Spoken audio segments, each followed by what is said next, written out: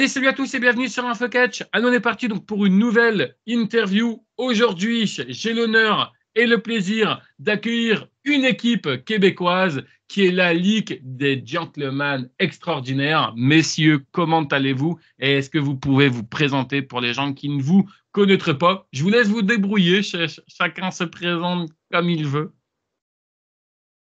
Là, c'est Galé qui parlait en premier. Ah oui. Parfait. Bien le bonjour. Je m'appelle Guillaume. On peut me connaître dans le ring sous le nom de Galixan. Je fais partie de la Ligue des Gentlemen Extraordinaires, une équipe qui s'est formée cette année, en 2024. J'ai un parcours, assez bref. Là. Ça fait pas très longtemps que je performe dans le ring. Disons, depuis avril 2023. C'est en avril 2023 que j'ai eu mon premier combat. Je suis actif au sein de la Ligue Generation Next, qui est une filiale de la NSPW à Québec depuis septembre 2023, où on a des spectacles à tous les mois. Et puis, c'est ça fait seulement ça fait 3-4 mois que la Ligue des Gentlemen Extraordinaires existe. Alors, c'est ça s'est formé un peu ouais, c'est ça. C'est ça. Sous sa forme actuelle avec Rick Steele Jr. et Pat McCrazy qui vont pouvoir se présenter. Ouais, fait que moi, c'est Rick Steele Jr. Sinon, c'est le prénom de David. Quand est-ce qu'on a commencé? En 2022. Ouais, tout ça, quand le COVID a arrêté. Ouais. Aussitôt que la COVID a arrêté puis qu'on a pu commencer à avoir des vies plus normales, moi et Pat McCrazy, on s'est inscrits ensemble. Puis ça doit faire à peu près 1 an-ish que je suis à Generation Next. Puis que j'ai des coupes de matchs en simple. Puis là, c'est vraiment cette saison aussi qu'on a fait la Ligue des Gentlemen Extraordinaires en trio. OK. On reparlera de votre équipe. Vous allez voir que pour l'instant, la première question est la même pour vous trois. C'est très simple. C'est comment découvrir... Alors, il faut savoir qu'ici, nous, en France, on dit le catch. Chez vous, c'est la lutte. Donc, si parfois je dis le catch, j'en suis désolé. Je voulais savoir un petit peu comment ça s'est passé, votre premier contact un petit peu avec la lutte. Est-ce que c'est un peu l'histoire de tout le monde? À la télévision, à l'école, on vous l'a fait découvrir. Comment ça s'est passé pour vous? Je vais y aller. Vas-y. Ça fait des années que je n'avais pas écouté de la lutte. J'en écoutais quand c'était TNA, quand justement PCO était animateur avec Blondin. J'en écoutais un peu, puis après ça, j'ai complètement arrêté, puis j'ai recommencé durant le COVID. J'ai fait le tour rapide de ce que j'aimais regarder sur YouTube, fait que je me trouve autre chose à faire. Puis je suis tombé sur la lutte, puis j'en jasais avec David, qui est mon meilleur chum, le parrain de ma fille. Fait qu'on en a commencé à en jaser, puis de fil en aiguille, là, on s'est aperçu qu'on avait les mêmes amours pour ça. Puis on était voir un show de la NSPW là, pas bien loin de chez moi. Et puis on s'est dit, crime, s'il y en a qui sont capables là-dedans d'en faire, il n'y a pas de raison qu'on ne soit pas capable. Fait qu'on a commencé tout de suite après, le mois d'après, le show à peu près, ou même mois. Puis depuis ce temps-là, là, on est non-stop là-dessus. C'est là qu'on a fait la connaissance de Guillaume en même temps, là, une couple de mois par après, là, parce qu'on n'était pas dans le même niveau au départ, fait qu'on s'est rencontrés par après, là, quand on a fini par le rattraper. Là. OK. C'est moi. Moi, c'est la même chose un peu. Là, j'écoutais ça quand j'étais petit avec mon père. J'ai pas vraiment de souvenirs de matchs que je peux dire qui sont imprégnés dans la tête. Là. C'est vraiment des petits souvenirs de ça. Puis même chose que Pat McCrazy. Dans le fond, pendant le COVID, à un moment donné, je me suis trouvé que j'avais plus rien à faire. Fait que j'ai décidé de me réinvestir dans la lutte. Puis c'est vraiment devenu un trou sans fond depuis ce jour-là. Ça arrête plus. Et du coup, Guillaume? Oui, absolument. Moi aussi, j'écoutais la lutte quand j'étais petit avec mon père. En fait, mon premier combat que je me souviens d'avoir regardé avec mon père, qui a fait en sorte que je devienne obsédé par la lutte, ça a été Mankind contre l'Undertaker à Hell in a Cell, où est-ce que Mankind s'est fait tirer en bas de la cage. J'ai dit, moi aussi, il faut que je fasse ça un jour. Là. C'est incroyable. Puis Ben, c'est ça. J'ai commencé à écouter ça avec mon père, puis c'est devenu une passion avec les années. Puis j'ai toujours su qu'un jour, il fallait que je tente ma chance, puis que j'essaye de devenir lutteur professionnel, moi aussi. En même temps, ça reste que je suis pas le plus grand, je suis pas le plus gros. Fait que j'ai toujours eu une certaine réticence de me dire est-ce que vraiment je me lance dans la lutte alors qu'il y a des gars de 6 pieds 5, 250 livres qui risquent de me virer à l'envers. C'est ça. C'est toujours eu cette petite crainte-là. Fait que j'ai commencé par essayer de me mettre en forme avant d'arriver dans le milieu de la lutte. Ça a quand même bien été. Là. Puis là, ben, après ça, je m'étais inscrit avec mon frère en 2020. En fait, on a commencé nos premiers cours en mars 2020.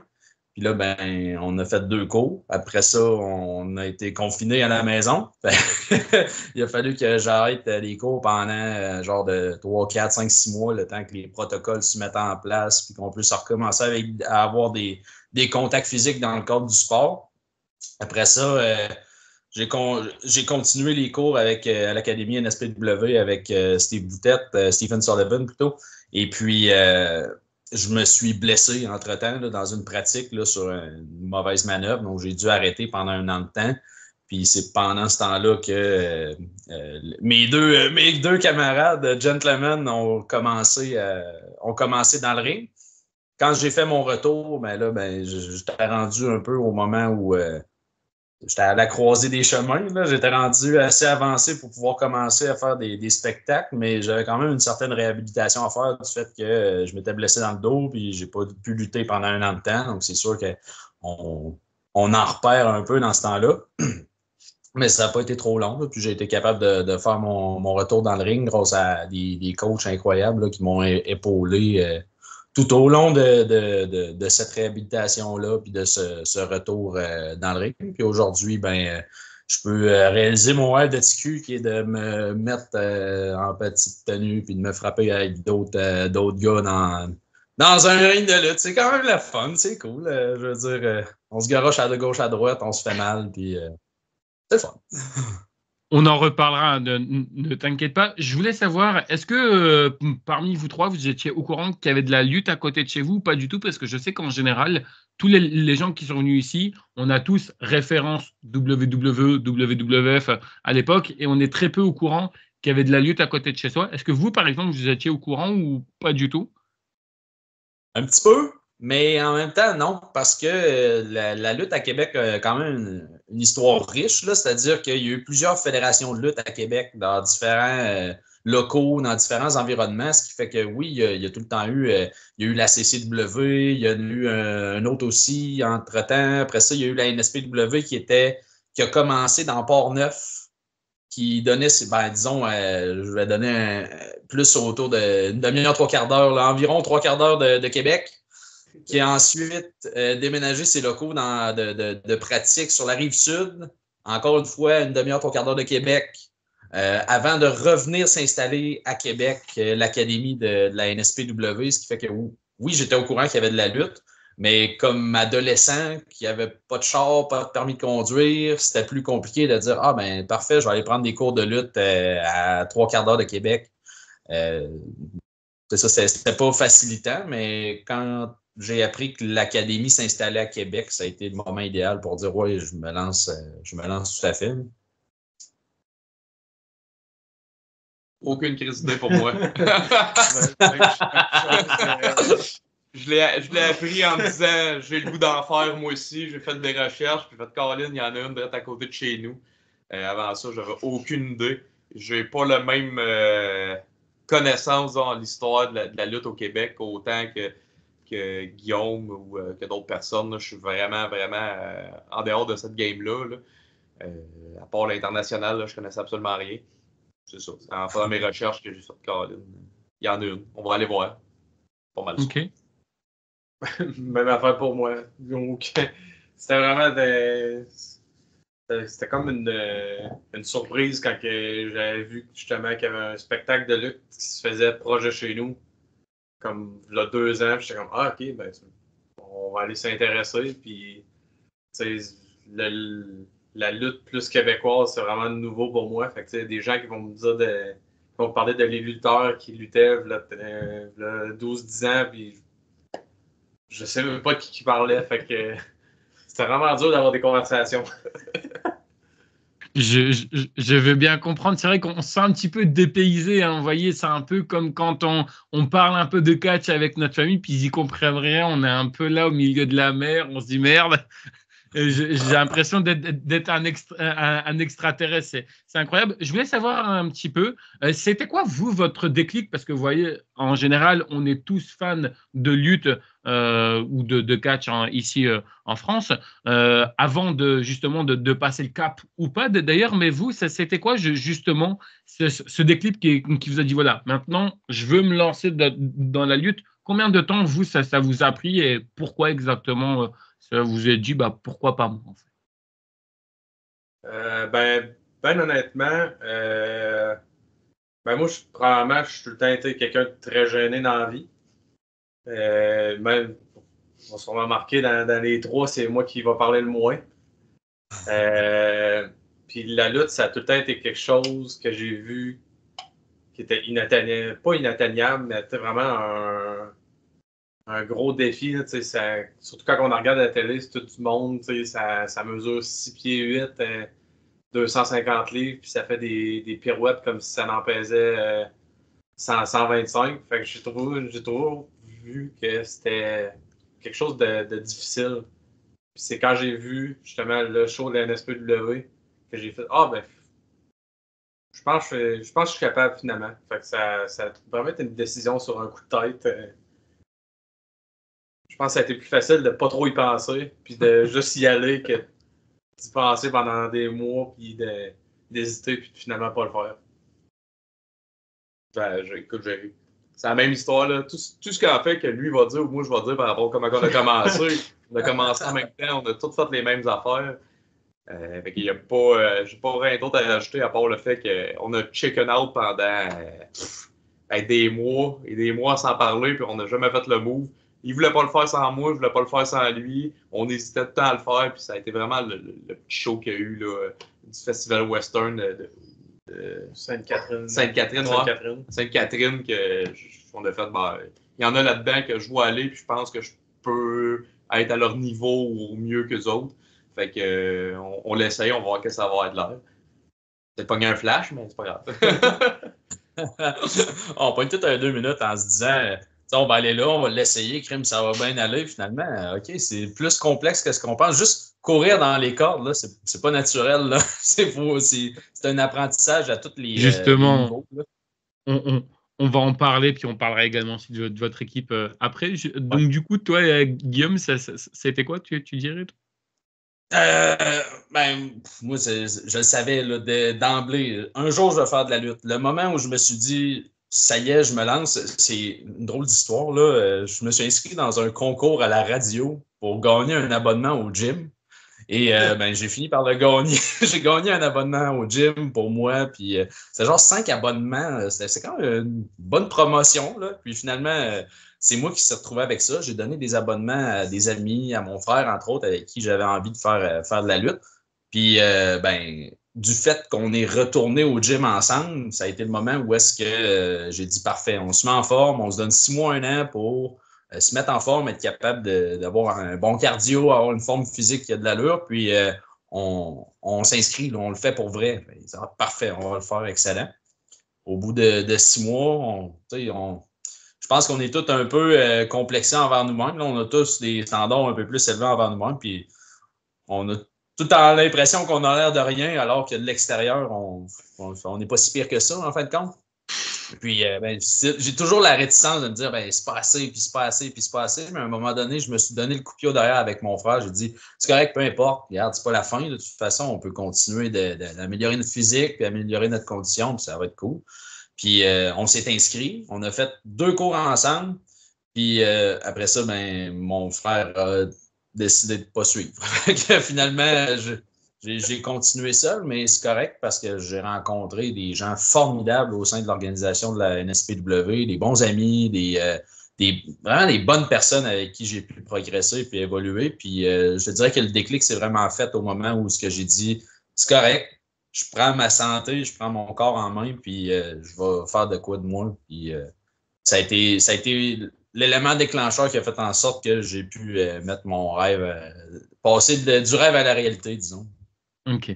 S'il y a des gens qui ont des doutes comme quoi que la radio fait vraiment gagner de très bonnes choses, hein, tu vois, tu gagnes ça. Nous, ici en France, on a l'opportunité de gagner de l'argent parfois ou des plein de courses. Donc, j'espère que ça va tomber sur l'un d'entre nous. Je voulais savoir un petit peu, c'était quoi la réaction de votre entourage quand vous leur avez annoncé que vous allez vous lancer dans la lutte? Est-ce que certains vous ont encouragé? Est-ce que ça a été compliqué pour d'autres? Comment ça s'est passé pour vous? Ben, dans ma famille, ça a quand même bien été. Ça va? Oh, vas-y. Vous pouvez ça faire comme à l'école, hein, si vous voulez. Vous allez voir, vous avez une petite main. Si vous voulez lever la main, il n'y a pas de souci. Dans ma famille, ça a quand même bien été parce que mes frères, mes sœurs, mon père, ma mère, ils savaient déjà que j'aurais aimé faire de la lutte un jour. Donc, ils n'étaient pas nécessairement surpris. C'est plus avec ma conjointe que ça a été. Elle avait certaines réticences parce que, veut pas. C'est dangereux quand même. C'est pas comme aller faire, je sais pas moi, un cours de vélo. Là. Je veux dire, c'est plus complexe. Il y a plus de risques pour la santé. Là. Fait que c'est sûr que c'est ça. Elle n'était pas nécessairement chaude à l'idée, mais avec le temps, je veux dire, c'est devenu une de mes plus grandes supporters. Donc, elle a appris à vivre avec le fait que oui, je mets ma santé en jeu un petit peu, mais d'un autre côté, je me sens plus vivant que jamais. Fait que je pense qu'il y a des bons côtés à tout ça qu'elle est capable qu'elle a été capable de réaliser avec le temps. Écoute, sur mon bord, la seule chose que je me suis rendu compte, c'est que tout le monde aimait la lutte, mais qu'ils sont pas game de le dire. Fait que je pense que la seule personne qui aimait pas la lutte, mais qui est en train de changer, c'est ma conjointe. Mais elle m'a jamais empêché de faire quoi que ce soit. Ça y a jamais dérangé. T'sais, lui puis moi, on a une job qui est relativement, qui a son grain de danger de temps à l'autre. Fait qu'ils sont. Je pense que nos conjoints sont habitués à vivre avec ça. Ça leur dérange. En tout cas, la mienne, je ne parlerai pas pour la tienne, mais la mienne, ça ne dérange pas plus qu'il faut. Là. Je pense que ma job est plus dangereuse que la lutte. Là. Fait que elle m'a toujours encouragé à faire n'importe quoi tant que j'avais du fun. Fait que, elle est bien contente pour moi. Puis il y a personne sur mon bord que j'ai eu à convaincre. Ça a été le contraire. Le monde a commencé à plus suivre la lutte, là, plus que d'autres choses, parce qu'ils sont contents de revenir puis d'accepter que c'est le fun de la lutte. Puis qu'il y a des beaux moments à vivre avec ça, autre que c'est fake ou que tout ce qui se passe, c'est pas vrai. Là. Fait que, non, le monde sont contents plus que d'autres choses là, pour moi. Dans mon bord, on va venir avec mon père parce que c'est lui qui m'a introduit à cet univers-là. Je pense que je le vois là, à chaque match que j'ai. S'il peut être là, il est là. Je pense qu'à date, il n'a juste manqué un. Puis à chaque fois que je le vois, quand mettons, je suis dans le ring ou je le vois, la fierté qu'il y a dans sa face. Là, il a le sourire jusqu'à les oreilles. Là. Puis sinon, c'est pas mal ça. Moi, ma conjointe, elle s'en fout royalement. J'essaie de l'introduire, ça n'a aucunement marché. Ah. Mais c'est correct, je la forcerai pas à aimer ça si elle aime pas ça. C'est bien correct. On a chacun nos hobbies. Exactement.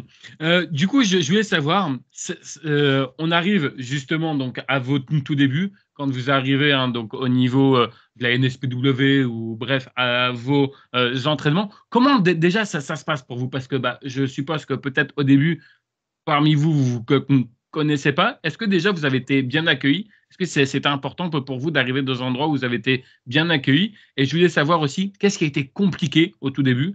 Est-ce que c'était le fait de courir dans les cordes? Est-ce que c'est le fait aussi de chuter sur les rings? Je vois qu'il y a quelqu'un qui fait une seule tête, du coup, on verra bien ce qu'il va nous dire. Vas-y, je vous écoute. Je vais rester correct. Là.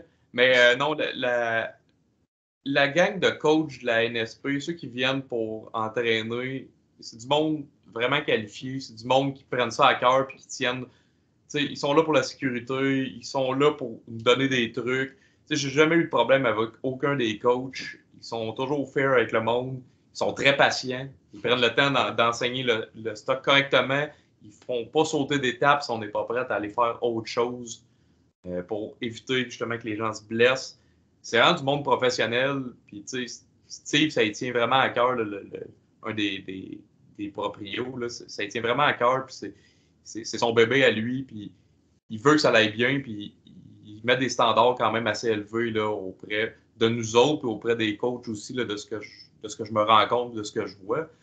Puis, je pense que la chose la plus difficile qui a été, c'est de m'adapter aux autres dans le sens où j'ai une façon de travailler qui j'aime ça avoir un standard élevé, puis j'aime ça donner toujours plus, puis je me pousse jusqu'à l'épuisement, mais c'est pas le cas de tout le monde. C'est pas tout le monde qui a la même drive sur certains points.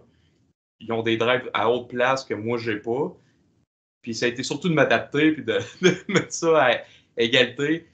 Je suis quelqu'un de colérique dans la vie, fait qu'il faut que je fasse attention à ce que je dis et ce que je fais, parce que je peux blesser les gens facilement avec mes propos. Fait que je fais attention. Je me roule souvent la langue depuis que je suis avec... dans notre milieu de travail, ça passe super bien, mais pas à la lutte, ça passerait vraiment pas bien. Il faut vraiment que je fasse attention. Ça a été... Puis c'est encore un effort pour moi. Là. C'est pas acquis. Là. À tous les jours, je me contrôle. Là. Et ça, c'est pour moi. De mon bord, ça vient tomber, on a commencé ensemble, fait qu'on était dans le même cours. Ça a été vraiment de commencer lentement. C'est vraiment comment bien tomber, comment bien courir, comment bien se déplacer. Puis vraiment les bases. Puis moi, je me souviens toujours, après le premier cours, on avait appris juste comment faire les moves vraiment basic. Mais direct après le cours, nous autres, on s'envoyait des moves. On voulait faire des... Le Razor Edge. On voulait faire un Razor Edge, des powerbombs. Puis on voulait vraiment sauter des étapes. Fait que ça a été pas mal le défi de se contrôler. Puis surtout, je pense que nos coachs, à un moment donné, ils capotaient un peu parce que pendant les cours, justement, qu'on faisait des moves basiques, ben, nous autres, on arrivait, on se faisait des spears, on n'arrêtait plus, des souplexes. À un moment donné, il devait capoter. Ouais. Moi, ce que j'ai trouvé dur, c'est tout ce qui est... tout ce qu'on ne voit pas dans un match, c'est-à-dire être capable de caller les moves, de dire les séquences à ton adversaire, d'être capable d'avoir une bonne mémoire, parce qu'au départ, on dirait qu'on est tellement concentré à bien faire les choses qu'on oublie tout ce qu'on doit faire. Ça a été la partie que j'ai trouvée probablement le plus difficile là, par rapport à la lutte. Là. Les coachs nous disaient « OK, parfait, on va faire une petite séquence. Vous allez, je sais pas moi, courir dans les cordes, faire une corde à linge. Après ça, il va y avoir, vous allez sauter, peu importe, là, la séquence. Bon, parfait, excellent. On arrive dans le ring. Je me souviens plus du tout de la séquence. Là. Je sais plus quoi faire. Mais là, après ça, c'est normal que les gens qui attendent après toi ou les coachs qui sont à côté, qui sont comme moi, je viens juste de te le dire. Là. Ah, je le sais, mais là, je suis comme trop nerveux. Là. On dirait qu'on se met de la pression parce qu'on ne veut pas le manquer. Puis en bout de ligne, c'est encore pire. Là. C'est probablement la partie que j'ai trouvée le plus difficile. Parce que sinon, dans l'exécution de chaque mouvement individuellement, dans l'absolu, disons que ça allait relativement bien. Ça allait assez bien. Là. Je pense que j'apprenais relativement rapidement. C'était plus de me souvenir après ça quand faire, quelle séquence, être capable de le dire à mon adversaire aussi, puis de m'adapter aux gens autour de moi, parce que c'est pas tout le monde qui fait de la lutte depuis 25 ans, puis qui a de la facilité à exécuter les mouvements. Des fois, tu vas travailler avec des personnes qui commencent, des personnes qui ont un peu moins d'expérience dans le ring, puis à ce moment-là, pas nécessairement faire toutes les prises, tous les mouvements que tu as l'habitude de faire. Donc, c'est important de ne pas vouloir courir, même si, tu sais, puisque la lutte, c'est un sport qui se fait à deux, c'est important d'être en synchronicité. J'ai comme de la misère à l'expliquer, là, mais il faut se synchroniser avec la personne à côté, en face de nous, parce que si on veut faire trop et que la personne n'est pas capable de faire exactement ce que tu as envie de faire, ça ne marchera pas, tout simplement. J'espère que c'est clair. Là, dans ma tête, c'est clair, mais j'ai l'impression que verbalement, c'était pourri. Non, non, t'inquiète pas. Pour moi, c'est très clair. Je voulais savoir aussi également, parce que tu vois, en général, on fait un petit test, que ça soit le foot chez nous, le soccer chez vous. Hein, je crois que c'est le soccer que vous appelez ça. Ouais, c'est ça. Et du coup, tu vois, en général, tu fais un test, tu vois si t'aimes bien, si t'aimes pas, après, tu changes et tout. Qu'est-ce qui a fait que justement, vous êtes resté dans la lutte? C'était quoi? C'était une détermination? C'est quoi qui vous a fait justement rester? Parce que on s'en prend plein la gueule. Hein. Parfois, on se prend des atamis, on se prend des powerbombs. Comme vous le dites, qu'est-ce qui vous a fait justement rester dans la lutte? Guillaume, vas-y. C'est la passion pour la discipline. Là. Je suis en amour avec la discipline. J'aime le théâtre, j'aime le spectacle, j'aime ça prendre la scène. Moi, j'ai fait de l'improvisation là, avant de faire du catch. Donc, me mettre sur une scène puis performer devant les gens, je trouve ça fantastique, je trouve ça formidable, ce qui fait que je trouvais ça bête d'abandonner parce que j'ai mangé une baffe au visage, disons. Là. Donc, oui, on en mange des coups de travers, des claques sur le nez, là, mais on s'en remet. Là, puis, c'est ça. Donc, je suis mené par ma passion pour le catch, puis il n'y a pas grand-chose qui pourrait me faire abandonner cette passion-là, là, à part peut-être, pas moi, si je me blesse gravement, peut-être ça va me faire reconsidérer la chose, là, mais sinon, je pense pas qu'il y a rien qui pourrait m'arrêter. Là. OK. Mon bord, c'est j'adore le rush d'adrénaline que ça donne. Que ce soit pendant un cours ou littéralement un match devant des gens, là, c'est vraiment avant de rentrer, le stress qui monte. Après ça, quand on passe le rideau, ce stress-là disparaît, puis après ça, on a juste du fun. Puis en ressortant du ring, dépasser le rideau, c'est vraiment le gros, quand même un sentiment d'accomplissement, même si c'est juste un match, là, c'est tout le temps une petite victoire qui est le fun. Là. Et moi, je suis juste un cadre qui aime ça avoir mal, je pense. Fait que, la douleur, tu sais, je tatoue pas mal la grandeur, la douleur, j'en mange là, à un certain point. Fait que j'aime ça me tirailler. Je suis un petit gars bien classique, fait que je peux me tirailler avec du monde. Ils me font mal, je leur fais mal. On a du fun, on sort la main, tout le monde est content. Tu sais, il y a des limites à ce qu'on se fait, là, mais je pense qu'il y a quand même un... Ouais, je pense que je suis juste niaiseux, finalement. On va dire ça de même, je suis juste niaiseux. Faire de la lutte faut être niaiseux un peu pour faire de la lutte, c'est sûr. Ça y est, on y est. Du coup, je voulais savoir comment votre équipe s'est formée. Pourquoi les gentlemen? Je veux tout savoir. Expliquez-moi. La France vous écoute. En fait, ils m'ont... La ligue de Génération Next m'a mis avant lui dans le roster. Fait que je me retrouvais tout seul. Puis on a toujours comme idée de travailler ensemble parce qu'on est habitué de travailler ensemble. On a confiance l'un à l'autre. On a fait des matchs contre. C'était toujours... On se donne plus. Un peu comme Sami Zayn puis Kevin Owens. Ils se connaissent depuis longtemps. Puis ils se font des trucs où Sheamus puis Drew McIntyre, c'est toujours des matchs qui sont plus intenses parce qu'ils se connaissent puis ils ont confiance. Puis c'est ce principe-là qu'on a, lui puis moi. Puis, ils ont décidé de me mettre avec Guillaume en équipe, essayer ça. Puis, ça a cliqué, on s'est bien entendu. On s'est même eu un match un contre l'autre qui, malheureusement, n'existe plus à ce jour parce qu'il a été supprimé. Puis, par la suite, c'est avec David qui a proposé le nom par rapport comme ça, sorti, en tout cas, de ce que je me rappelle, sorti out of the blue comme ça. Puis, à cause de la job justement qu'on fait, on est souvent parti à l'extérieur. Fait que d'avoir une équipe, lui puis moi, on ne serait jamais constant. Tandis qu'avec une troisième personne avec qui on s'entend que lui est plus constant que nous autres parce qu'il est plus présent, ben, ça nous permet, en ayant un stable à plusieurs, si un de nous deux qui n'est pas là, ben, l'autre prend la relève et vice-versa. Ça n'empêche pas de faire du solo, ça n'empêche pas de faire du duo, ça n'empêche pas de faire du trio. Fait qu'on a. C'est juste plus simple pour nous autres. Puis je pense qu'on. C'est le même que je l'ai apporté. Parce que je pense que c'est moi qui l'ai apporté au Booker puis à Steve. Je pense qu'ils ont acheté l'idée là, de la simplicité que ça a, puis comment que ça leur laisse des options à travers tout ça. Puis il n'y avait pas de stable et tout face à Génération Next. Il y en avait juste un ou deux Heal, Extreme Evolution, Heal puis Consortium. Donc ça leur laissait comme plus d'options. Je pense qu'ils ont accepté l'idée. Pour l'instant, je pense qu'on est encore en phase test, mais pour l'instant, je pense que ça clique avec le monde, ça clique avec les bookers, fait qu'on continue à pousser là-dedans, là, à se faire accepter et aimer par le monde. OK.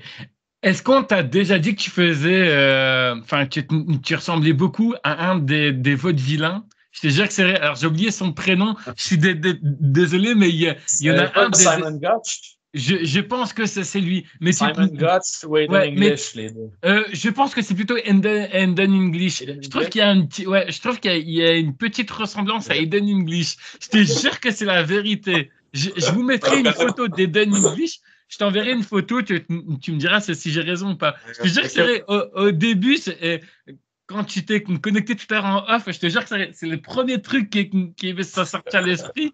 On dirait un mec, tu vois, des vaudevillins. Et honnêtement, c'est peut-être pour ça d'ailleurs David que tu as trouvé, parce que eux, ils avaient un peu ce côté-là, tu vois, un peu des gentlemen et tout. C'est peut-être pour ça d'ailleurs David que tu as trouvé ce nom-là. Il s'est dit, tiens, son visage me dit quelque chose, du coup. L'origine du nom, je sais même pas si ça a sorti d'où. Je pense qu'on pitchait des noms, puis à un moment donné, ça a juste sorti, puis on a fait « Ah, OK, il n'y a pas un film avec la Ligue des Gentlemen extraordinaires? Il n'y a pas un film un peu obscur, là, avec la Ligue des Gentlemen? C'est un film avec Sean Connery, là. Ah, ouais, c'est ça. Personne n'en parle de ce film-là, ça a très bien vieilli. Ça n'existe pas. Ça n'existe pas. Si jamais vous devez vous présenter dans votre équipe, qui est le stratège, qui est l'homme fort, qui est le fourbe, comment vous décrirez votre équipe? Ben, moi, je pense que je vais me qualifier comme étant l'homme fort. Je sais pas. Il est plus grand. C'est un petit peu plus gros, puis un peu plus grand, un peu plus costaud. Là.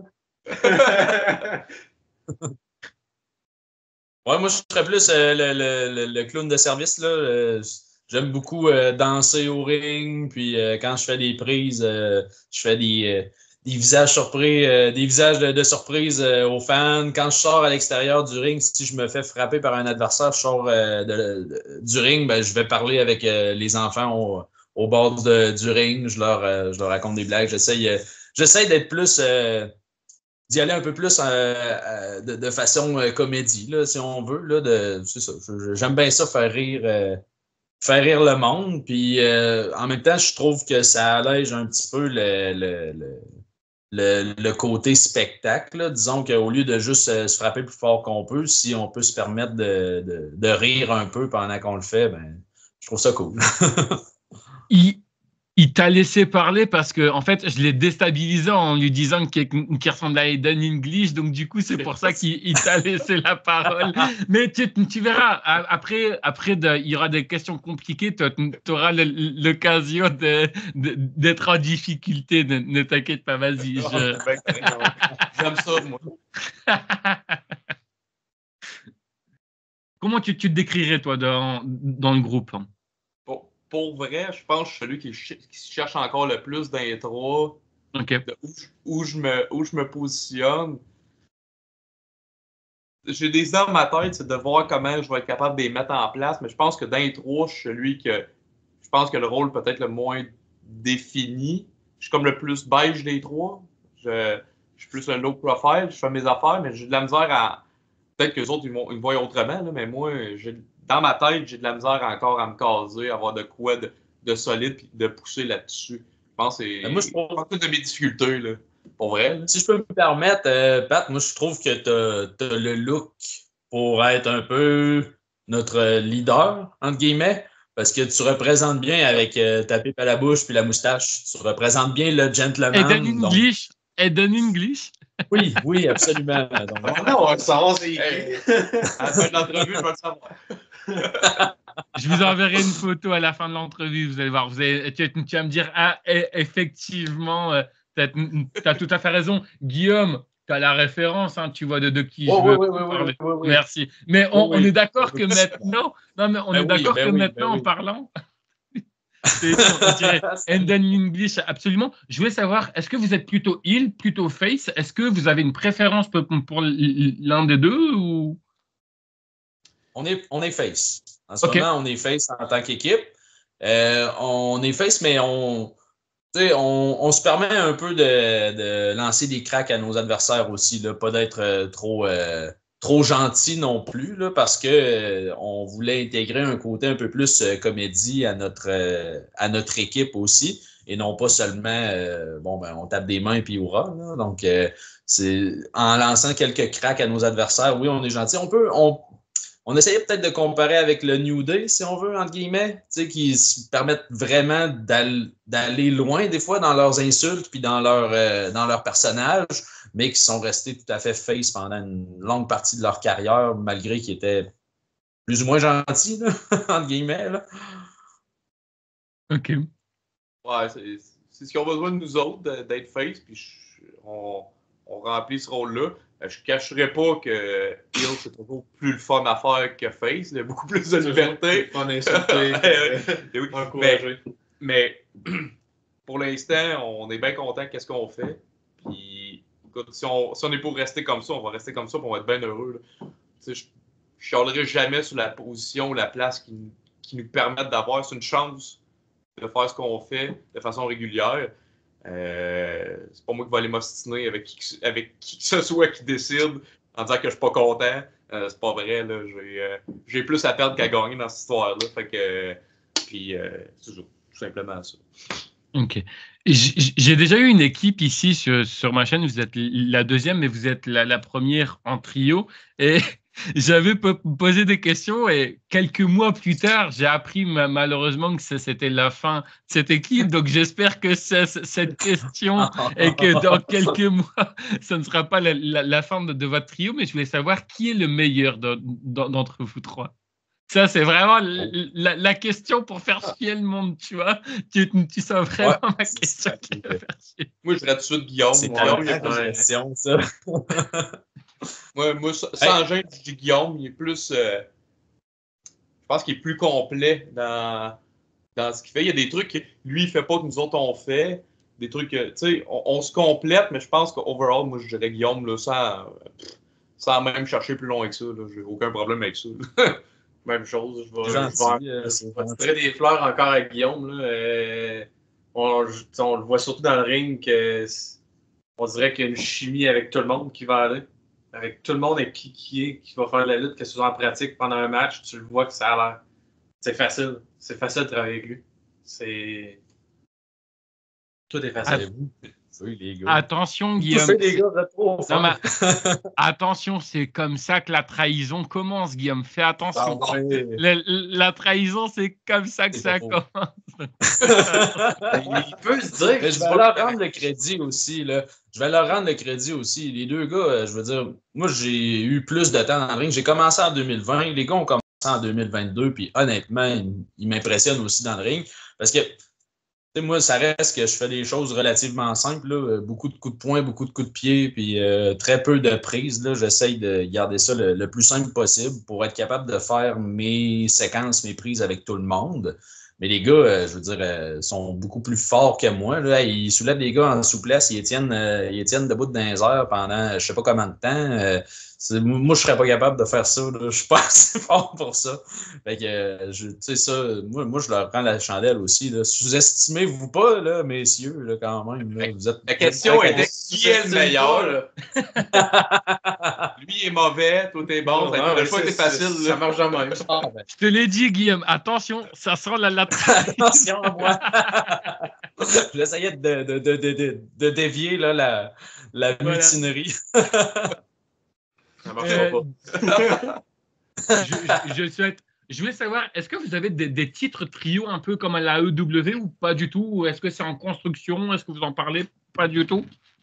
Non, je pense pas que c'est dans les plans. OK. Il n'y a pas assez de trio à Gen Next pour avoir des ceintures comme à AEW. OK. En ce moment, je ne sais même plus qui est ça, tellement que c'est rendu un peu pêle-mêle. Extreme Evolution qui a la ceinture par équipe. Non, ben pas à Gen Next, je parle à AEW là, qui ont un trio. Qui ont des ceintures. C'est ça, j'ai complètement oublié c'est qui est en ce moment. Là. Je sais pas plus. La dernière fois que je savais que c'était The Gun, de Gun Club, là, mais en tout cas. Fait que je pense. En fait, je serais vraiment surpris que ça soit dans les plans de la Ligue d'avoir un trio, une ceinture trio. C'est vraiment les classiques là, avec la single par équipe. Puis maintenant, ils sont rendus avec une Open Challenge aussi.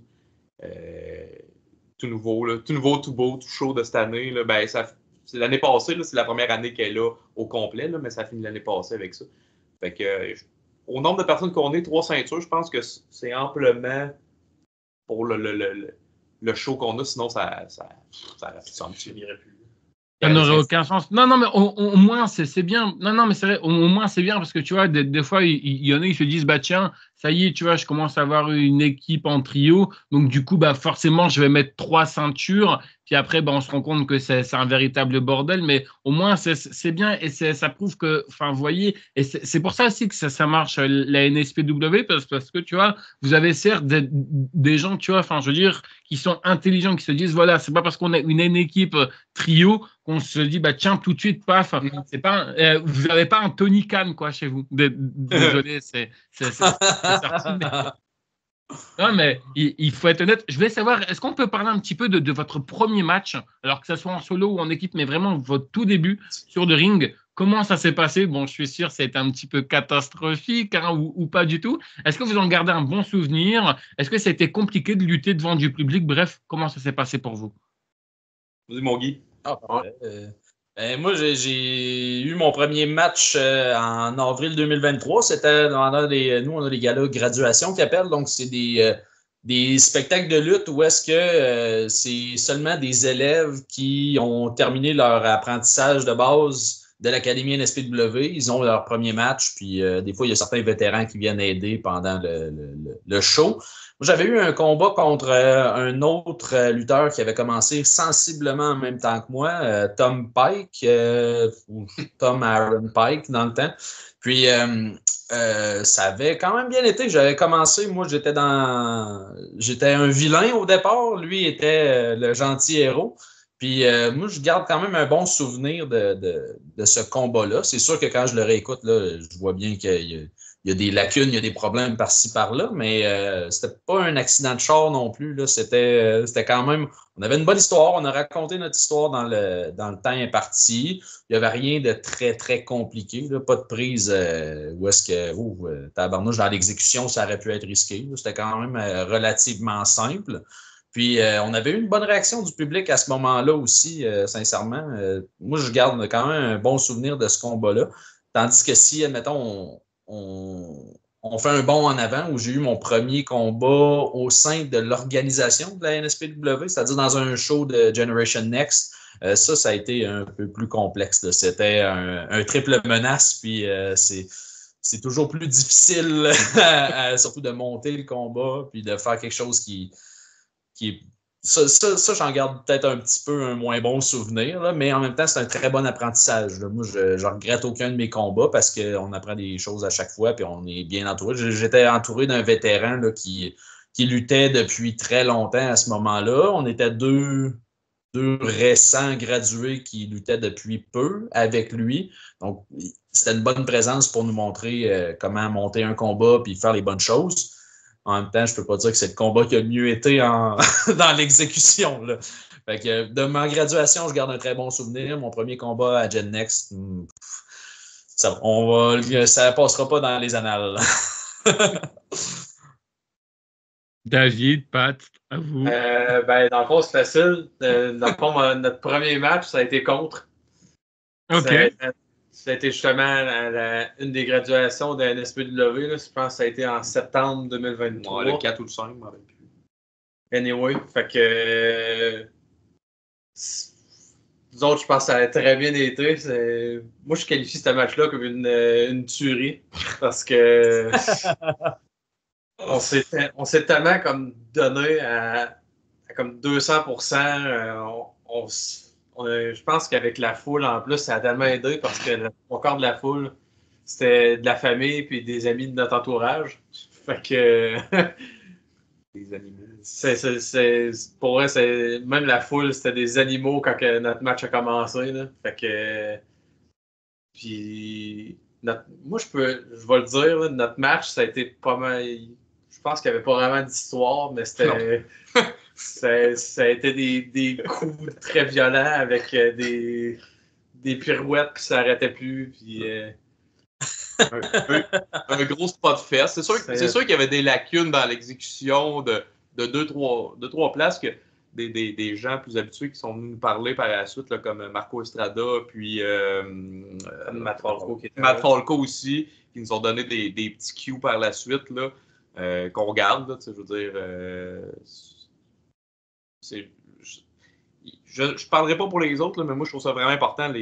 Ils prennent le temps de venir voir, de nous donner des cues. C'est important de les garder, puis de garder ça en tête, puis de replacer des trucs. C'est sûr que si on ferait le match un matin, on changerait 2-3 petits trucs, mais je pense que un bon vieux spot fest où que le monde se font mal pendant 20 minutes, 8 minutes. On avait 10. 10, on a fait 8.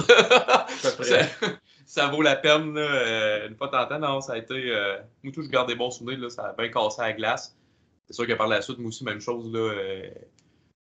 Je dirais pas quel match, là, mais j'ai un match où moi tout, je suis déçu du résultat que ça a eu, de comment ça a looké par la suite. Mais tu sais, il va toujours avoir un meilleur match, puis il va toujours avoir un pire match. Veux pas. Fait que ce match-là va peut-être être battu à un moment donné, comme mon pire match va peut-être être battu aussi à un moment donné. Là. Fait que pour l'instant, dans mes 6 matchs que j'ai personnellement, là, c'est. j'ai pas grand solide. J'étais là, c'était très solide. Là. On était tous étonnés parce que, tu sais, dans une graduation, on ne s'attend pas à avoir des prises aussi. C'était fou, votre affaire. Ouais. Vous tirez par le. C'est ça. Mais c'est ça. C'était impressionnant, votre affaire. Non, mais après, l'important, c'est que si vous êtes bien senti, c'est ça aussi l'importance. Alors après, peut-être que oui, ça n'a pas raconté quelque chose, mais l'important, c'est que vous, également, vous vous êtes bien senti. Hein. C'est ça aussi l'importance. Alors, vous allez voir, on commence, ici, c'est un peu comme les montagnes russes, on commence tout doucement à rentrer dans les questions les plus compliquées. Je voulais savoir, est-ce que vous avez un rituel que ce soit là en équipe ou que ce soit personnellement, avant un match, pour vous déstresser. Je sais que beaucoup de monde qui sont venus ici, ils m'ont dit qu'ils aiment bien un petit peu s'isoler, ils aiment bien boire beaucoup d'eau, écouter une musique préférée. Bref, est-ce que vous avez un rituel particulier avant chaque match ou pas du tout? Un caleçon, je ne sais pas moi, un caleçon favori. On n'a pas vraiment de rituel pour l'équipe. Je pense que chacun fait un peu sa part des choses pour se préparer mentalement de leur côté. Personnellement, pour moi, vu que l'anxiété de la foule puis de performance, je suis pas mal vraiment stressé à en embarquer sur la scène. Fait que je vais vraiment. Je pense que les gars vont le voir. Là. Je parle pas beaucoup, mettons 5-10 minutes quand je sais que ça va être à notre tour. 5-10 minutes avant, tu sais. Les deux vont se parler, vont se faire des blagues, ils vont un peu faire. Puis moi, je vais être dans mon coin à juste pas parler, être trop concentré. Place d'apprécier le moment présent, puis de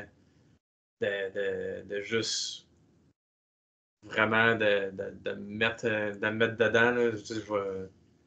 Je vais être à genoux dans mon coin, puis je vais regarder, je vais faire ça va bien aller. Ça va bien aller. Mais au moins, je suis content. Tout ce stress-là s'en va quand je passe le rideau. OK.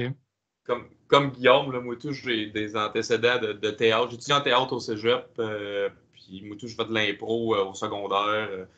Être devant une foule, j'ai une certaine habitude.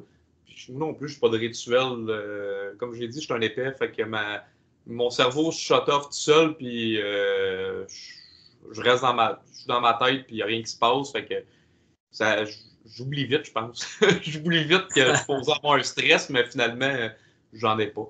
Fait que, je pense que je suis rendu comme un peu habitué à ça. Fait que, si j'ai un rituel, c'est que je fais mes affaires. Je reste dans ma tête, je fais mes affaires avec les gars, puis ça finit pas mal là. Guillaume, t'as un rituel? Un petit peu, oui.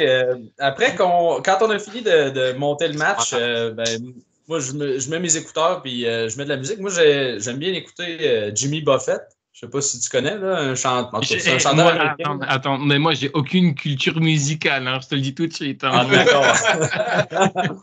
Non, mais je le dis.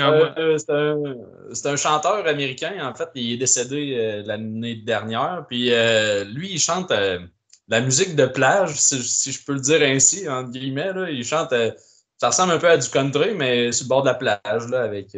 c'est easy listening. Là. Alors, moi, je mets ça dans mes oreilles, puis je me répète le match dans ma tête, je sais pas combien de fois. Puis quand les gars viennent me voir pour dire « Ah, on pratique le match, parfait. » J'enlève mes écouteurs, on pratique le match. Après ça, je vais me rasseoir, je vais mettre mes écouteurs.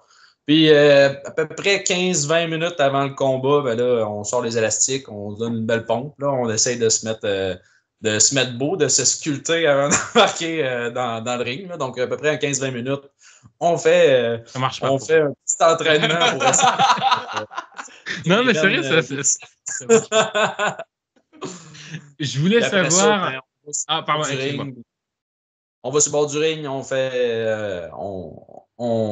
c'est ça, on se met sur le bord du ring et on y va. Ça part. OK. Je voulais savoir, jusqu'à maintenant, quel était l'un de vos meilleurs matchs et l'un de vos pires matchs?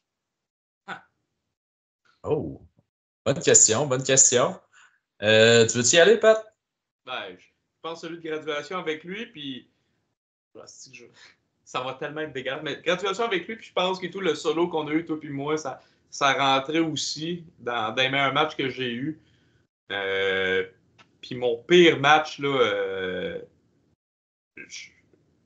j'avais été faire un spot show en Beauce, puis ça avait eu de la misère à lever. Le monde a eu de la misère à lever. Ça a été plus difficile un petit peu.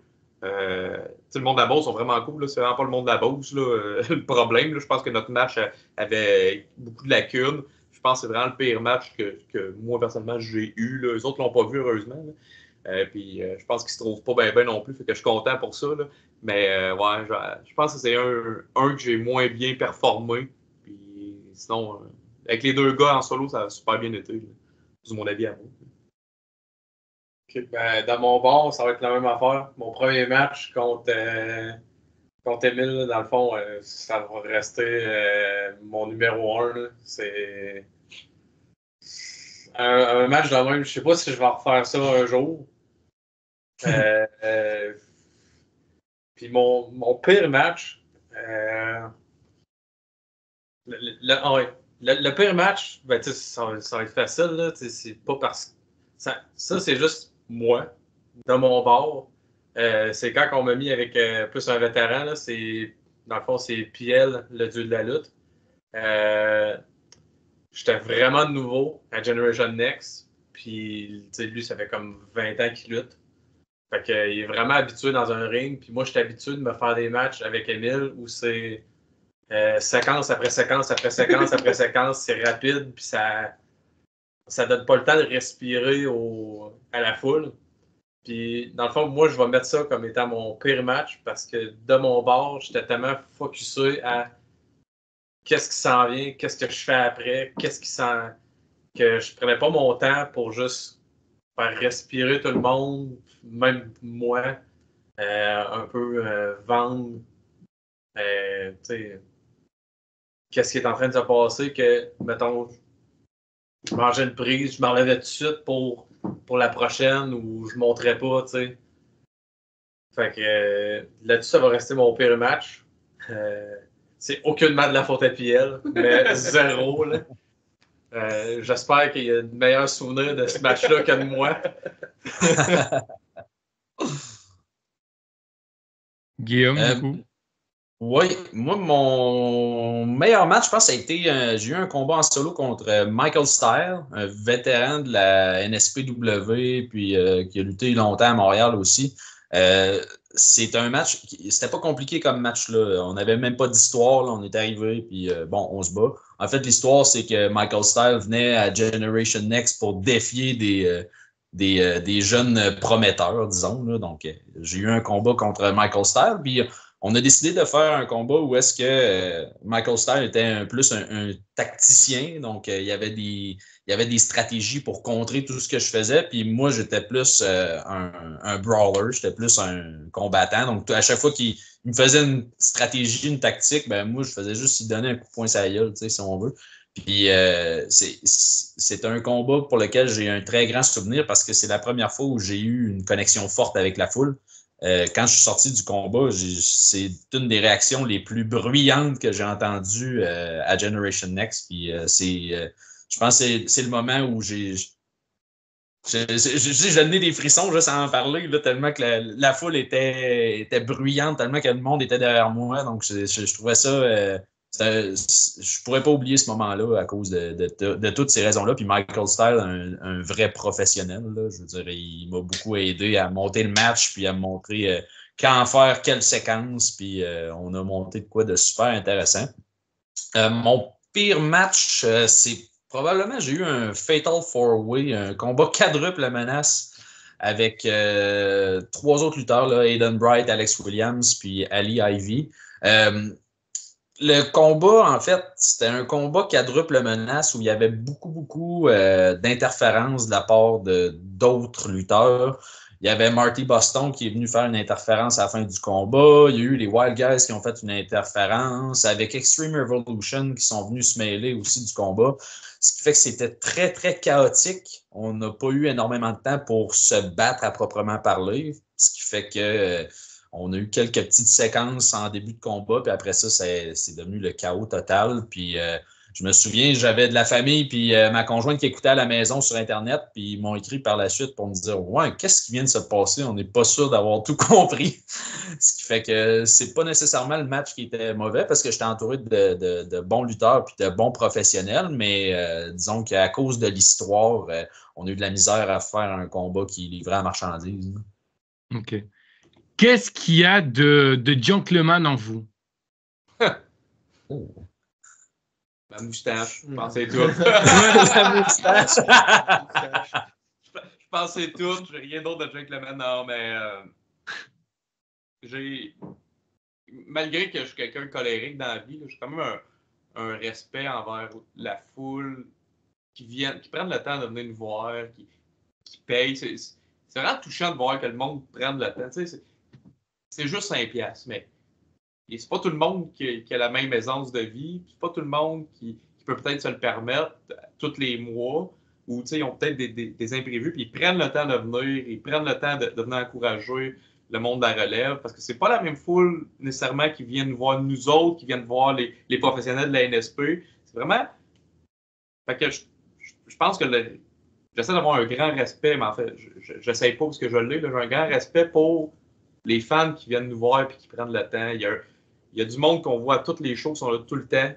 Toutes les shows, il y a un jeune qui vient toujours nous voir, qui prend le temps de venir nous parler à toutes les fois. Fait que je pense que c'est mon côté gentleman, le respect que je peux avoir envers les fans.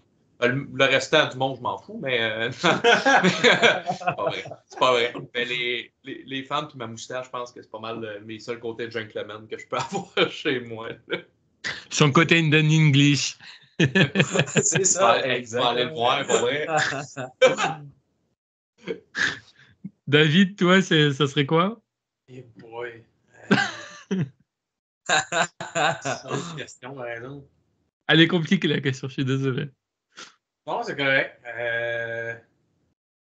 J'imagine que ça serait plus hey boy. J'imagine. Non, ça veut pas.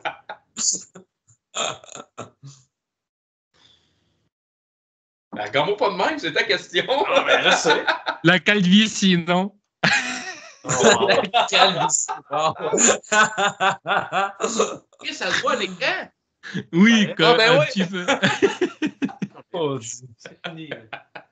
all by choice. Non, mais j'imagine que ça serait. Ce que je veux aussi qu'on donne envers le groupe, c'est une présence. Une présence un peu qui donne confiance aux gens. Certaines politesses. Je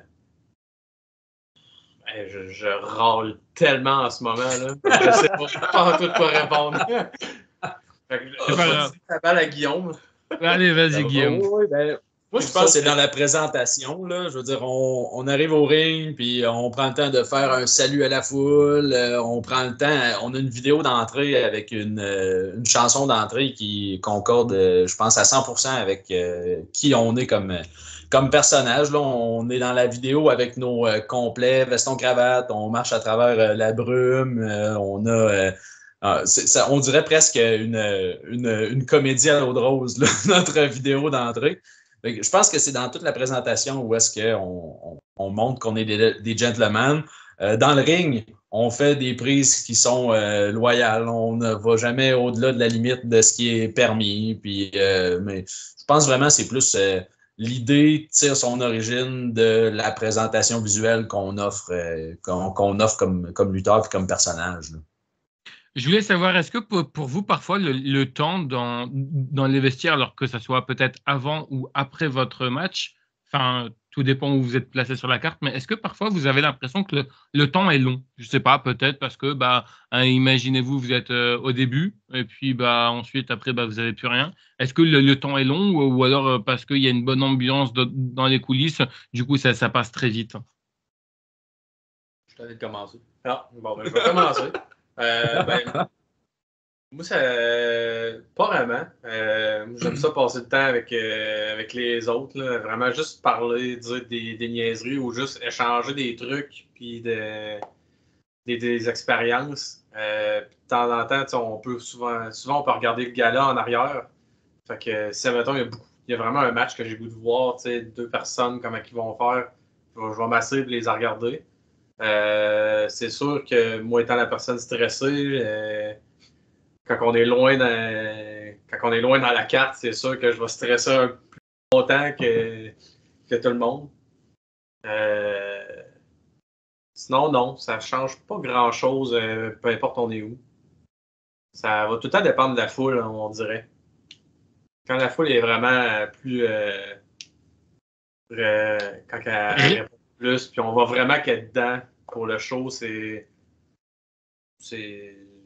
n'y a aucun problème. On peut être n'importe quand. Ok. Guillaume. Ouais, merci. Je trouve ça surprenant à quel point ça passe vite quand même, parce qu'on se dit, OK, parfait, on arrive des fois au centre, disons, à 3 heures l'après-midi, puis on fait seulement que se battre à 9h, 9h30 le soir. Donc, on peut se dire, ouais, on est là un bon 5-6 heures avant notre combat. Puis, on pourrait penser que c'est long, mais en fin de compte, ça passe extrêmement vite.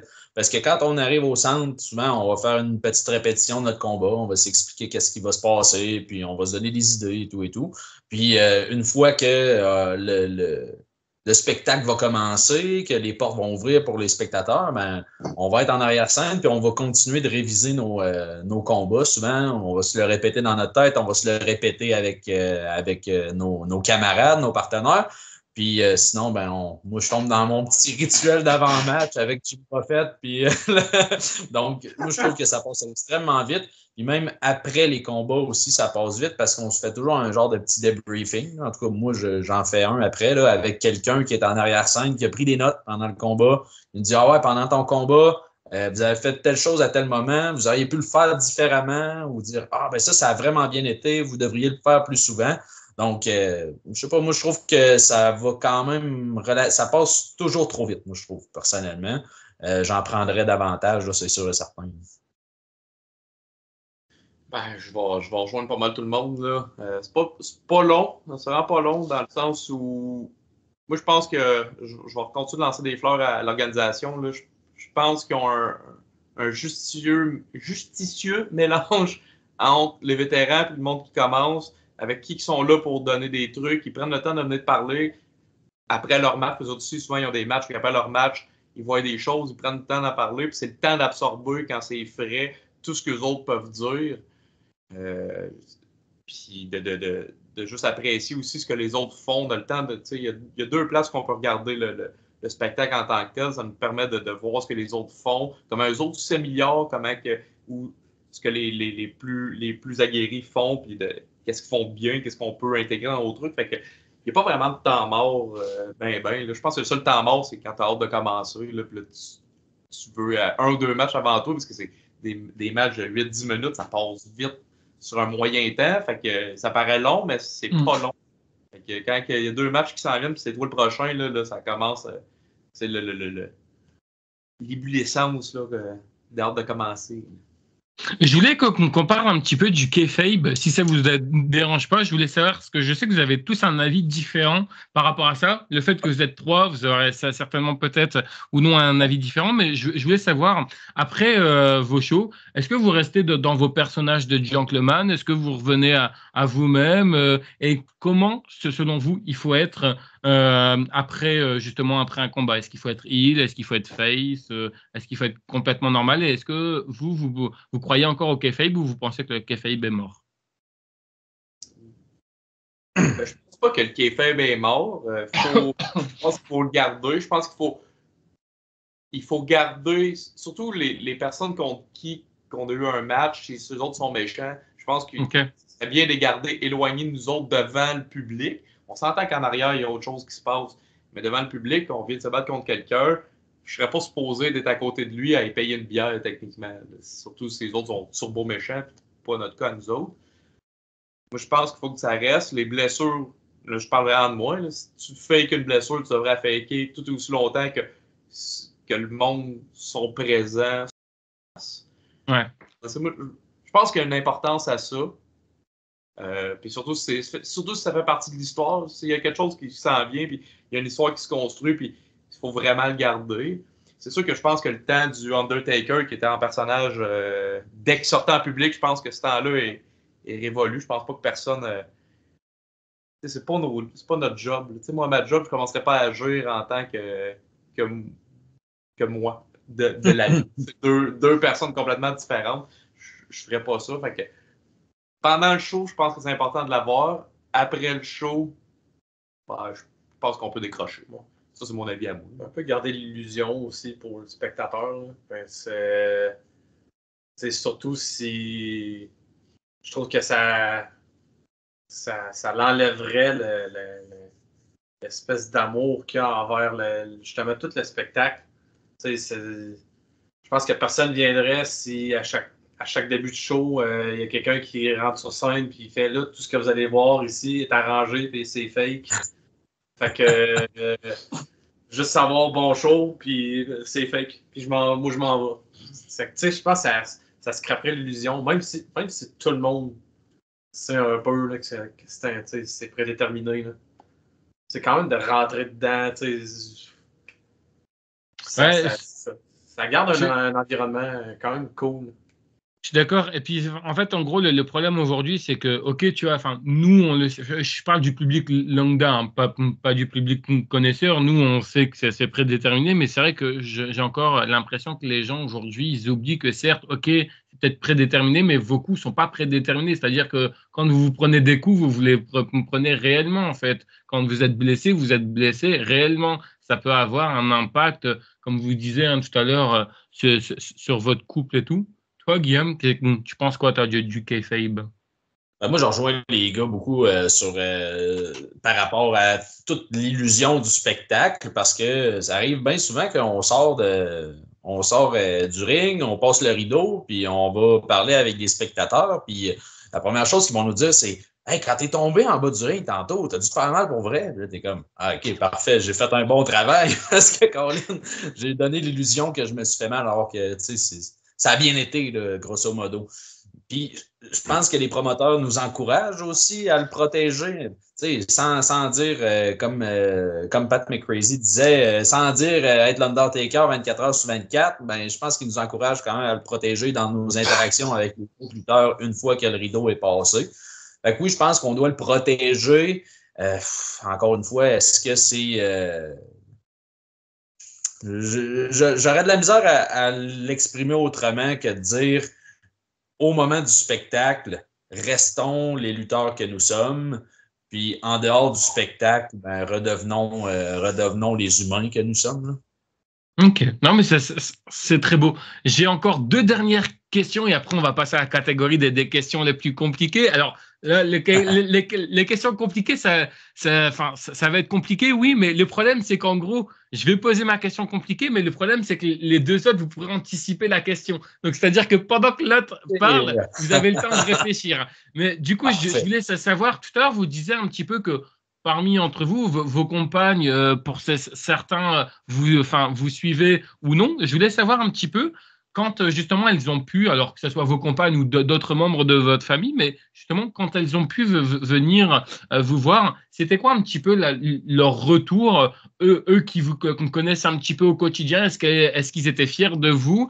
Est-ce que on vient vous encourager? Est-ce que parfois il y en a qui vous ont surpris? Vous pensez que jamais il allait venir et puis finalement il est venu? Oui, définitivement. Moi, ma compagne, je veux dire, quand je suis sorti de mon premier spectacle, elle m'a accueilli à bras ouverts. Là, elle était vraiment fière de ce que je venais de réaliser.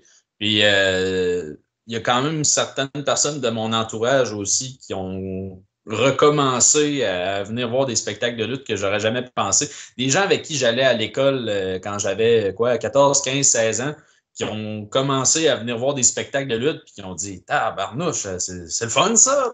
Ouais, ils reviennent, puis même si je suis pas sur la carte, ils sont là quand même. Fait que ça a été des belles réussites, des belles découvertes. Puis comme j'ai dit, avec le temps, ma conjointe a appris à aimer ça de plus en plus. C'est sûr qu'elle a encore ses petites craintes là, par rapport à elle veut pas que je me tue, là, avec raison, là, mais elle a appris à l'apprécier, là, puis à prendre ça avec un peu plus de confiance. Ok. Toujours Eden English, hein, ça ne change pas. Eden English. Il voulait changer langue. il se dit, tu vois, peut-être que comme ça, il dira non, mais toujours. Ma conjointe a commencé. Elle l'avoue pas, là, mais je pense qu'elle a commencé à apprécier ça.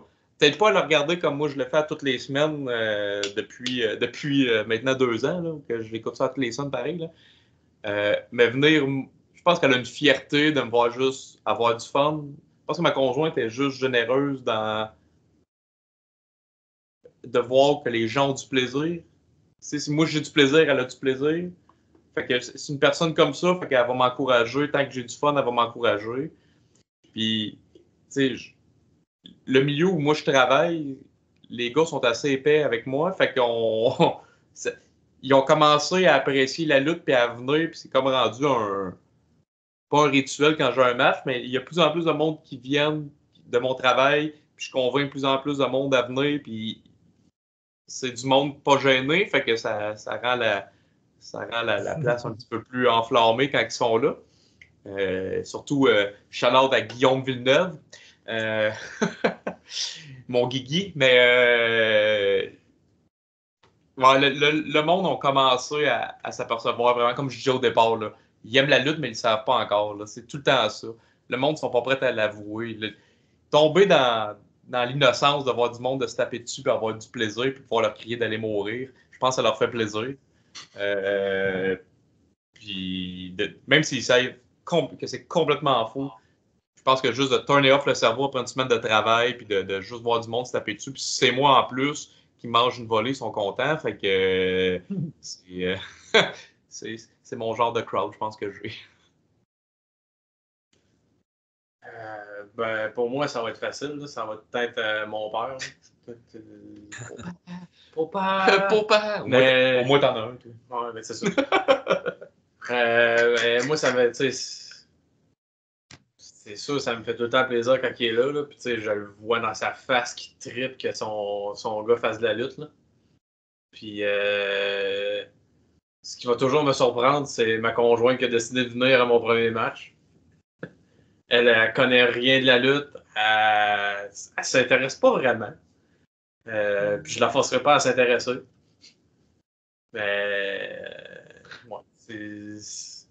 Ça peut-être. Je trouve que c'est une belle attention de prendre son temps pareil pour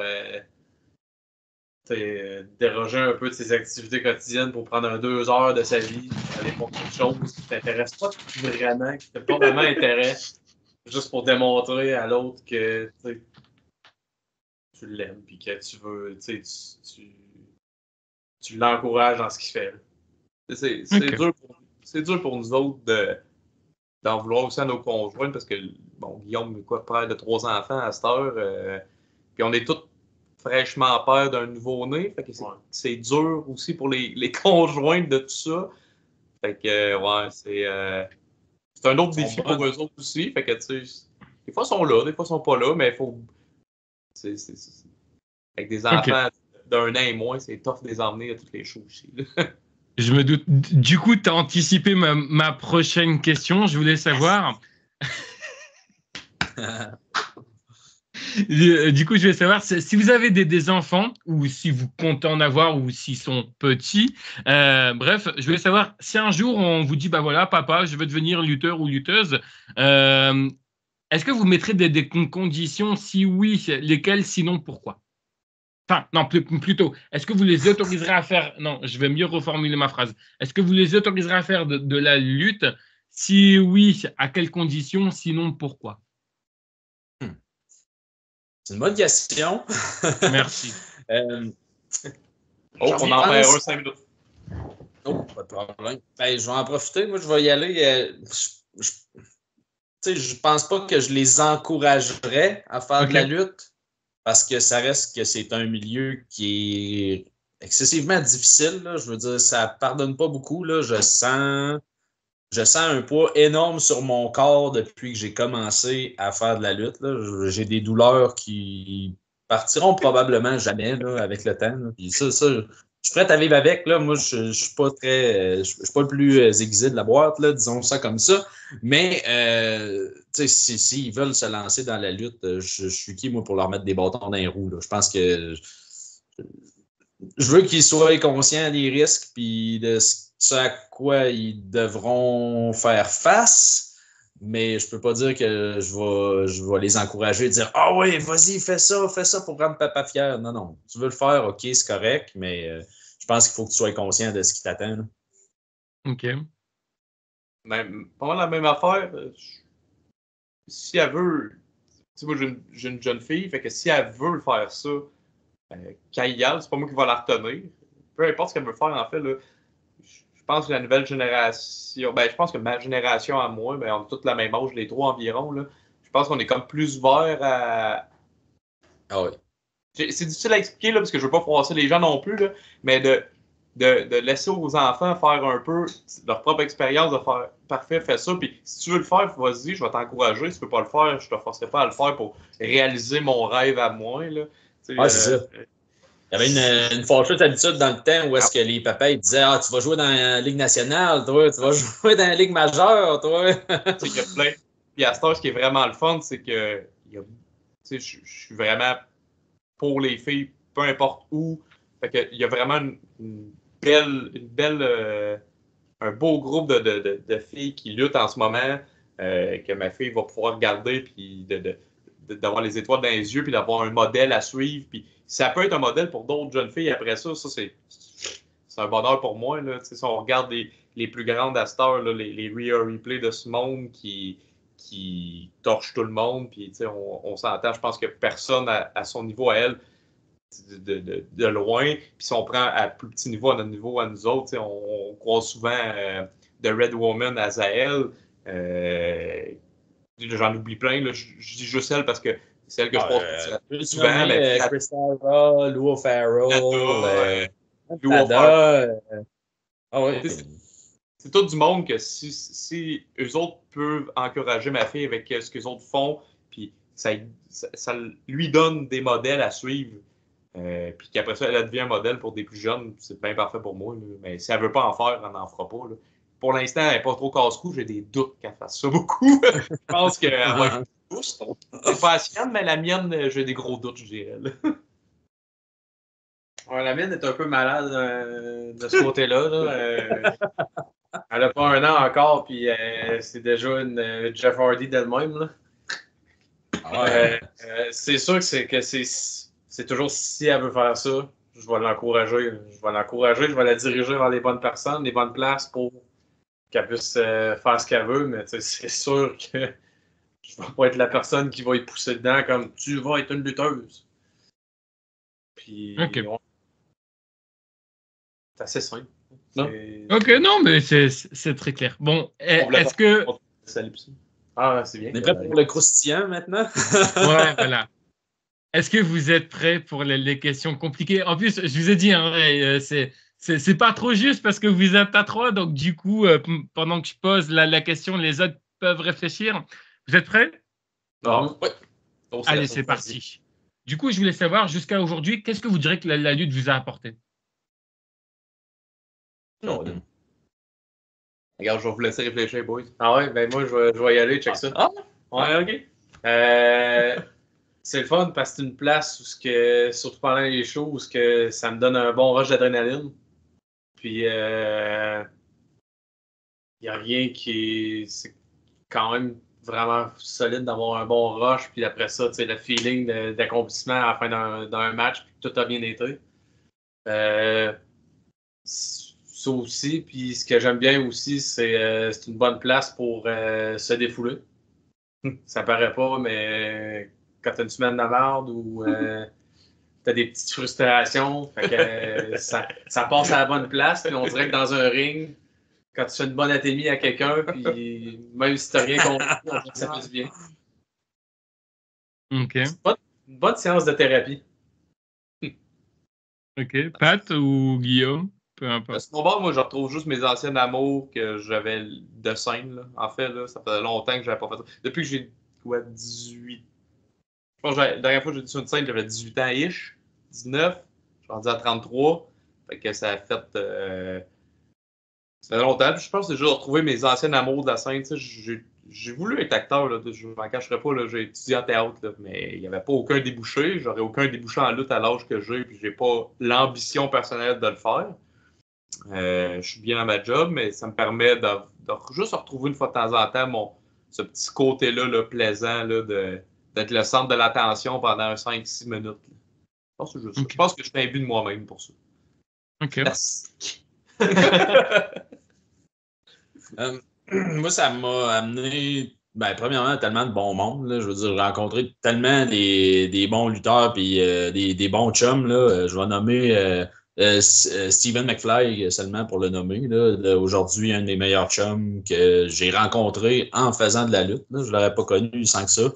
Mais tellement de bon monde. Là. Les deux gars ici de la Ligue des Gentlemen aussi, du bien bon monde, Azael, de très, très bonne personne là, que j'aurais pas côtoyé autrement que par la lutte. Fait que ça, je suis vraiment reconnaissant de toutes les personnes qui m'ont entouré depuis le début, depuis que j'ai commencé la lutte. Puis ça m'a amené aussi beaucoup de discipline parce que je suis pas quelqu'un qui est très organisé dans la vie puis qui a le temps de dire ben moi je vais me faire un programme d'entraînement puis je vais me mettre en forme. Mais là, je performe devant du monde. Je lutte en bobette. Disons que, tu sais, je n'ai pas le choix de garder un minimum de standard là, pour dire je vais être fier de ce que je fais dans le ring et de comment je peux performer avec le monde. Fait que le fait de me plonger comme ça m'oblige à dire bon, ben, je vais prendre soin de moi tant qu'à faire. Fait que je pense que si je n'avais pas la lutte, je n'aurais pas nécessairement la volonté de le faire. Fait que je suis bien reconnaissant pour ça aussi. Puis, tu sais, tout ce qui vient avec, là, je veux dire, le contact avec la foule, ne serait-ce que des gens qui m'arrêtent pour prendre des photos, tu sais, c'est très gratifiant. Puis, je sais que du jour au lendemain, ça peut tout disparaître, mais pour l'instant, genre, je me trouve chanceux de faire ce que je fais. Je sais qu'il y en a beaucoup qui sont pas passés ici. Il y en a qui le disent. Alors peut-être vous pas encore. J'espère que ça ne vous arrivera pas parce que les autres qui sont venus, ils avaient beaucoup plus d'années d'expérience. Vous, certes, hein, ça fait quoi? Ça fait à peu près 3 ans, si je ne dis pas de bêtises. Peut-être que ça vous a arrivé, mais je voulais savoir, et ça, c'est quelque chose aussi de très important, parce que certes, OK, vous êtes peut-être des lutteurs et des performeurs sur le ring, mais vous restez quand même des humains et des pères de famille avant tout. Mais est-ce que ça vous est déjà arrivé d'avoir des burn-out, un peu comme tout le monde, par rapport à la lutte? C'est-à-dire, admettons, est-ce que ça vous est déjà arrivé un matin, vous vous réveillez, puis en fait, au final, vous vous rendez compte que peut-être que c'est pas fait pour vous. Peut-être que vous avez pris une mauvaise décision. Oui. Oui, ça m'est déjà arrivé. Souvent au lendemain de mauvaises pratiques, où tu vas à une pratique puis tout a mal été avec tout le monde, alors que tout le monde, ça vient. Je me souviens entre autres d'une pratique que j'avais eue avec un nouveau coach, la première fois qu'il était là, puis j'ai mangé un coup de coude au visage. Coup de coude sur le nez, j'ai saigné comme un cochon. Ça n'a pas bien été, puis j'étais pas dans un bon état d'esprit. Le lendemain de cette pratique-là, j'ai dit, ça y est, moi, je ne vais plus là, c'est terminé. Là. Pas question que je retourne là.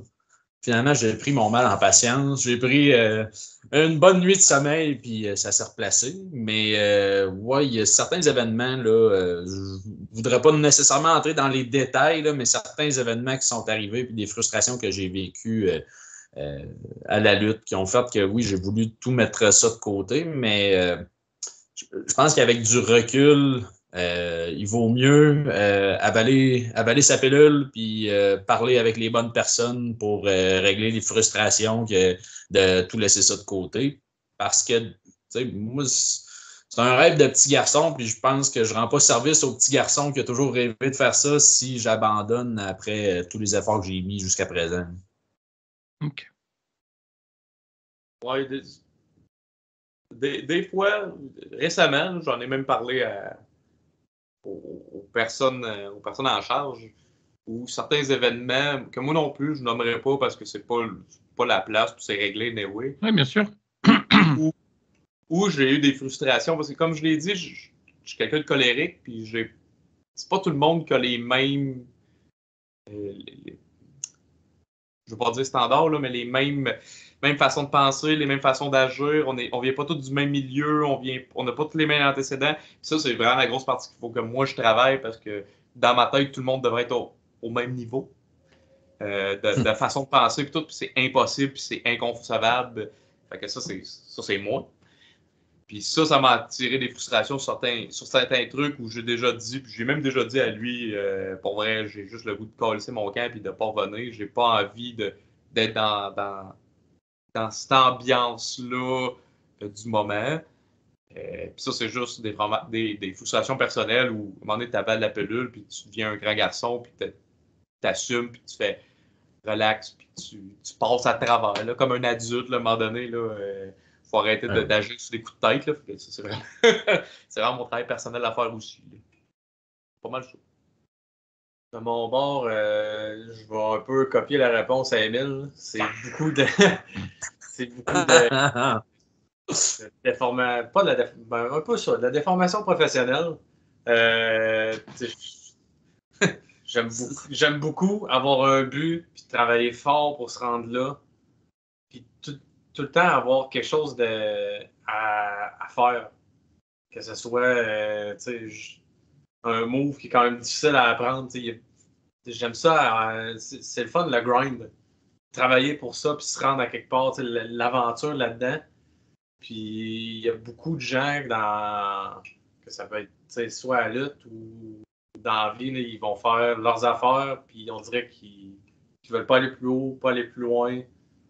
Puis c'est beaucoup là-dessus qu'on dirait que les fils se touchent, qu'on dirait que des fois je perds patience avec ces gens-là, puis je suis comme, ça te tente pas de t'améliorer un peu, que ce soit n'importe où, je sais pas, je déblatère, là. Ouais, je vois aller. C'est ça. Non, mais c'est. Non, mais Franchement, je voulais vous remercier parce que, honnêtement, c'est bien de l'assumer, tu vois, parce que c'est bien, parce que c'est vrai que nous, tu vois, nous fans, on se dit, eux, tu vois, c'est un peu, que tu sois gosse ou que tu sois un peu plus grand, tu dis, bon, tu vois, eux, ils ont une bonne vie, ils sont lutteurs ou quoi que ce soit. Puis après, tu vois, quand tu creuses un petit peu, et c'est pour ça que j'aime bien aussi, tu vois, ce genre aussi d'interview, parce que parfois, il y en a qui aiment bien se mettre à nu. Parfois non, Ouais. mais que vous le fassiez, c'est cool parce que je sais que beaucoup de monde, tu vois, oserait pas trop en parler parce que, tu vois, ça donnerait pas une bonne image alors que pas du tout. Moi, je trouve que c'est important en fait de parler de ce genre de choses-là parce que moi, ici, j'aime bien parler un petit peu à tout le monde, que ce soit des gens Ouais. qui sont dans le métier, qui est des gens qui veulent essayer de rentrer dans le métier et des gens qui ne sont pas dans le métier. Donc, c'est bien aussi de voir comment chacun a sa propre histoire, chacun vit des choses. Je voulais savoir également, alors ça va revenir peut-être aussi à la question dont on parlait tout à l'heure, que ce soit par rapport au niveau des compagnes ou par rapport au niveau des enfants, mais qu'est-ce que vous diriez, vous, avec votre propre expérience, et encore une fois, votre propre expérience personnelle, pas l'un, pas l'autre, donc vous deux, vous vous débrouillez comme vous voulez, mais c'est votre expérience à vous personnelle. Je voulais savoir, qu'est-ce qui est compliqué, selon vous, en étant lutteur? Euh, Moi, je dirais que ça serait. C'est beaucoup dealer avec. C'est vraiment pas pour les tirants du bus, là, mais il y a vraiment beaucoup de gens qui se voient plus haut que ce qu'ils pensent. Il y a nous aussi. je pense que même nous autres aussi, là, On n'est pas mieux. Là. on s'évalue tout le temps un petit peu plus haut que tout le monde. Là. On n'est Fait que pas c'est mieux. vraiment que l'ego qu'il faut que tu laisses ça à la maison. Faut vraiment, c'est pas une place qu'il faut que tu amènes puis que tu fasses ressentir aux gens, puis aussi que tu leur dises que tu es meilleur qu'eux autres. Ça va jamais aller de ton côté. Fait que c'est vraiment une chose que je peux conseiller à n'importe qui s'intéresse, là, qui veut essayer. Là. Ton ego, laisse ça à la maison. On n'a pas besoin de ça. Là. Il y en a assez anyway. Fait que, on parlait des frustrations qu'on avait tantôt, mais c'est sûr que nous autres, on a créé des frustrations, nous autres, que d'autres personnes ont des frustrations envers nous autres. Lui puis moi, ensemble, là, on est deux crises de gros épais. Là, on se connaît, on râle des niaiseries à longueur de journée. C'est sûr qu'on a hérité du monde, puis surtout moi, je suis très abrasif. Fait que c'est sûr que moi, j'ai hérité du monde, puis ils m'en ont probablement pas parlé. Ce que je trouve décevant, parce que moi, j'ai aucun problème à. Si quelqu'un me dit que je l'ai dérangé, on va se jaser, puis ça va finir là. Mais, tu sais, les frustrations que nous autres, on crée les mêmes frustrations de notre côté aussi. Comme il dit, il y a un milieu d'ego qu'il faut faire attention, puis moi aussi, là, je pourrais facilement tomber là-dedans, puis commencer, puis je gagnerais rien. Là. Je me nuirais plus que d'autres choses là, à avoir de l'ego, démesuré. Puis c'est dur à contrôler parce que c'est tellement satisfaisant d'avoir de l'ego, puis faire « Ah, maudit que je suis bon aujourd'hui. » C'est te flatter dans le sens du poil, ça fait du bien, mais c'est dangereux. Faut vraiment faire attention à ça. Fait que je suis vraiment d'accord avec. À un moment donné, se faire dire que t'es pas bon, je pense que ça fait du bien aussi de se faire de remettre à sa place et de se faire dire hey, là où est-ce que tu te trouves, continue, ça va bien, mais là où tu te trouves. Fait que ouais. L'ego. Je voudrais, je voudrais juste, je te laisse continuer après, Guillaume, mais je voulais juste repousser un petit peu sur ta question. Est-ce que tu dirais que des fois, par exemple, peut-être, alors encore une fois, on n'est pas là pour citer des noms, parce que moi, j'en veux pas, puis pareil, ça évite tout problème également, mais je voulais savoir par rapport au niveau de l'ego, est-ce que parfois, il y en a qui prennent un petit peu trop leur personnage un peu trop au sérieux? C'est-à-dire que, bon, certes, ok, tu dois avoir ton personnage sur le ring, mais est-ce que parfois il y en a en dehors à un moment où il faut être un petit peu neutre, leur personnage prend un petit peu de l'ego, tu dirais? Ben, je pense pas que le personnage prend de l'ego versus la personne. Je pense que c'est vraiment la personne qui. Oui, il y a des gens, mais je suis qui pour les juger? Je suis en bas de la chaîne alimentaire. C'est pas ma job de leur dire de se calmer. C'est pas Okay. à moi. Puis peut-être que moi tout, j'ai l'impression que j'en fais pas, mais que j'en fais. OK. Fait que c'est pas vraiment. Il y a des gens qui, ça fait longtemps qu'ils font ça, puis j'ai confiance en eux autres, puis je leur laisse ça complètement gérer ça. C'est vraiment pas à moi à gérer ça. Là, je suis un bleu là, dans la situation. Là. On commence. J'ai pas. J'ai aucun mot à dire comment les gens devraient gérer leur affaire, puis comment Ouais, bien sûr. agir. C'est vraiment pas à moi de faire ça. Fait que c'est un terrain un peu glissant, mais je suis vraiment à l'aise de ma réponse dans le sens où oui, il y en a, mais c'est pas à moi de leur dire hey, calme-toi. Oui, bien sûr. OK. Leur truc fonctionne. T'sais, si les trucs leur fonctionnent, je suis encore moins bien placé pour leur dire hey, calme-toi. Si ça fonctionne leur affaire, ben, tant mieux pour eux autres. Je suis content. Moi aussi, le monde a du succès. Je suis vraiment content parce que j'ai pas cette ambition-là d'aller là-bas, là, d'aller haut. Là. Moi, j'ai ma job, je suis bien avec mes affaires. Puis ça, c'est vraiment un bonus pour moi, la lutte. Fait que, tu sais, c'est peut-être ça qui calme mon ego. Peut-être que si je voudrais faire ça, peut-être que là, j'irais là, full pin puis je serais un désagréable vraiment fois 1000, mais je me tiens tranquille, je fais attention. C'est peut-être pas. C'est peut-être d'ailleurs pour ça que votre équipe fonctionne bien aussi, que vous arrivez un petit peu à mettre vos égos de côté, parce que c'est vrai que des fois, en général, il y en a, ils aiment bien un petit peu mettre les égos en avant. Je vais te laisser me parler, Guillaume, hein, excuse-moi. Oh oui, il n'y a pas de problème, Non, mais tu sais, moi, j'ai l'impression que je suis peut-être un petit peu naïf, là, mais moi, j'ai de la misère à ressentir ça, l'ego chez les gens. Là. Je veux dire, je pense que tout le monde est gentil puis tout le monde veut le meilleur pour tout le monde, alors que la réalité, c'est probablement pas ça. Là, mais moi, de mon œil de licorne, disons, que je vois pas ça aller. Là, je fais mes affaires, puis le monde font leurs affaires, puis je suis un peu... des fois, il arrive du drame au sein de l'organisation. Je suis comme, ah ouais, tout ça qui s'est passé. OK, moi, j'ai rien vu aller. Mais moi, si je reviens à ta question d'emblée, si je pouvais donner un conseil, qu'est-ce que je trouve le plus dur, probablement, c'est d'être patient. Les opportunités viennent. Je veux dire, moi, le premier, tu sais, j'ai commencé avant certaines personnes à l'académie, puis à cause de ma blessure, j'ai été retardé de commencer à lutter. Donc, j'ai vu des gars avec qui j'ai commencé à lutter, des gars, des filles, puis des gars qui ont commencé après moi même, qui ont commencé à lutter avant moi. Ben, c'est sûr que il a fallu que je prenne mon mal en patience et me dise, OK, ben, tu sais, avec le temps, les opportunités vont venir, il n'y a pas de problème, il n'y a pas de presse, mais c'est sûr que ça te trotte dans la tête de dire, ouais, mais si j'avais été là, Colin, moi aussi, j'aurais eu ces opportunités-là. Mais je pense qu'il faut pas courir avant de marcher. Il faut prendre les étapes une à la fois. Puis il vaut mieux prendre plus de temps pour avoir un bon développement avec des bons coachs et des bonnes personnes que de vouloir se lancer à tout prix puis de trébucher tout le long. Là. C'est pas mauvais de trébucher, mais si tu vois trop grand avant de pouvoir être capable de te comparer à là où tu es rendu avec les personnes avec qui tu es rendu, d'avoir une bonne progression, ben tu peux atteindre un mur. Là. Tu peux pogner en 2 minutes et dire « Oh, tabarnouche, je me pensais pas mal meilleur que j'étais. » Fait que je sais pas trop comment résumer ce que je viens de dire, mais faut être patient.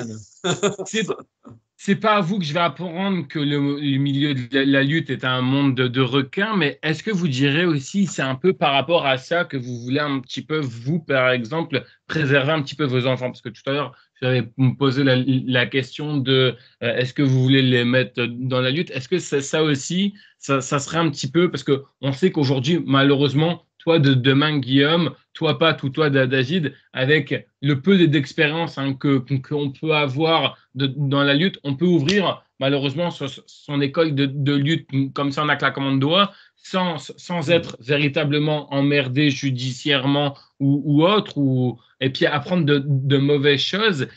Est-ce que ça aussi, c'est un petit peu la chose aussi qui vous fait dire je vais faire attention où là mon enfant va aller? Ben, c'est sûr que j'y penserais. Là, si mon enfant me disait ah ben demain matin, papa, j'aimerais ça, moi, faire de la lutte, ben tu sais, je connais les personnes dans le milieu de la lutte en qui j'ai confiance, puis je le dirigerai vers les bonnes personnes. Après ça, je veux dire, je pense pas que j'ai suffisamment de connaissances du milieu pour connaître, ben ça, cette personne-là, là, tiens-toi loin de cette personne-là. Il n'y a pas vraiment de nom qui me viendra en tête, puis il faudrait que j'aie plus de bagages dans le milieu de la lutte, parce qu'en dehors de la ville de Québec puis de la NSPW, j'ai pas énormément d'expérience, là, 1 ou 2 combats par-ci par-là, mais je pense que si j'avais battu mon chemin un peu plus, je pourrais avoir une réponse plus élaborée, mais des personnes que je connais, je veux dire, il y a suffisamment de personnes en qui j'ai confiance pour que je puisse les rediriger vers ces personnes-là. Là. Okay. Vous êtes d'accord, vous, messieurs? Bon, c'est exactement la même chose. Je pense que c'est la job du parent aussi d'aider son enfant à réaliser. La personne veut faire de quoi? C'est notre job de l'enligner au bon endroit. Puis après ça, de le laisser se développer là-dedans. Je ne laisserai pas, peu importe ce que mon enfant veut faire, je ne le laisserai pas dans la nature pour faire vas-y, je vais le diriger au bon endroit, là où tu devrais aller. Puis, mais qu'elle ait 18 ans, elle fera ce qu'elle veut. Là, ça, c'est pas mon problème. Mais jusque-là, pas vrai, là, ça reste mon problème. Mais c'est pas moi qui prends la décision finale versus là, c'est moi qui ai la décision finale de comme, tu sais, va t'enligner plus là, puis si t'aimes ça, tant mieux.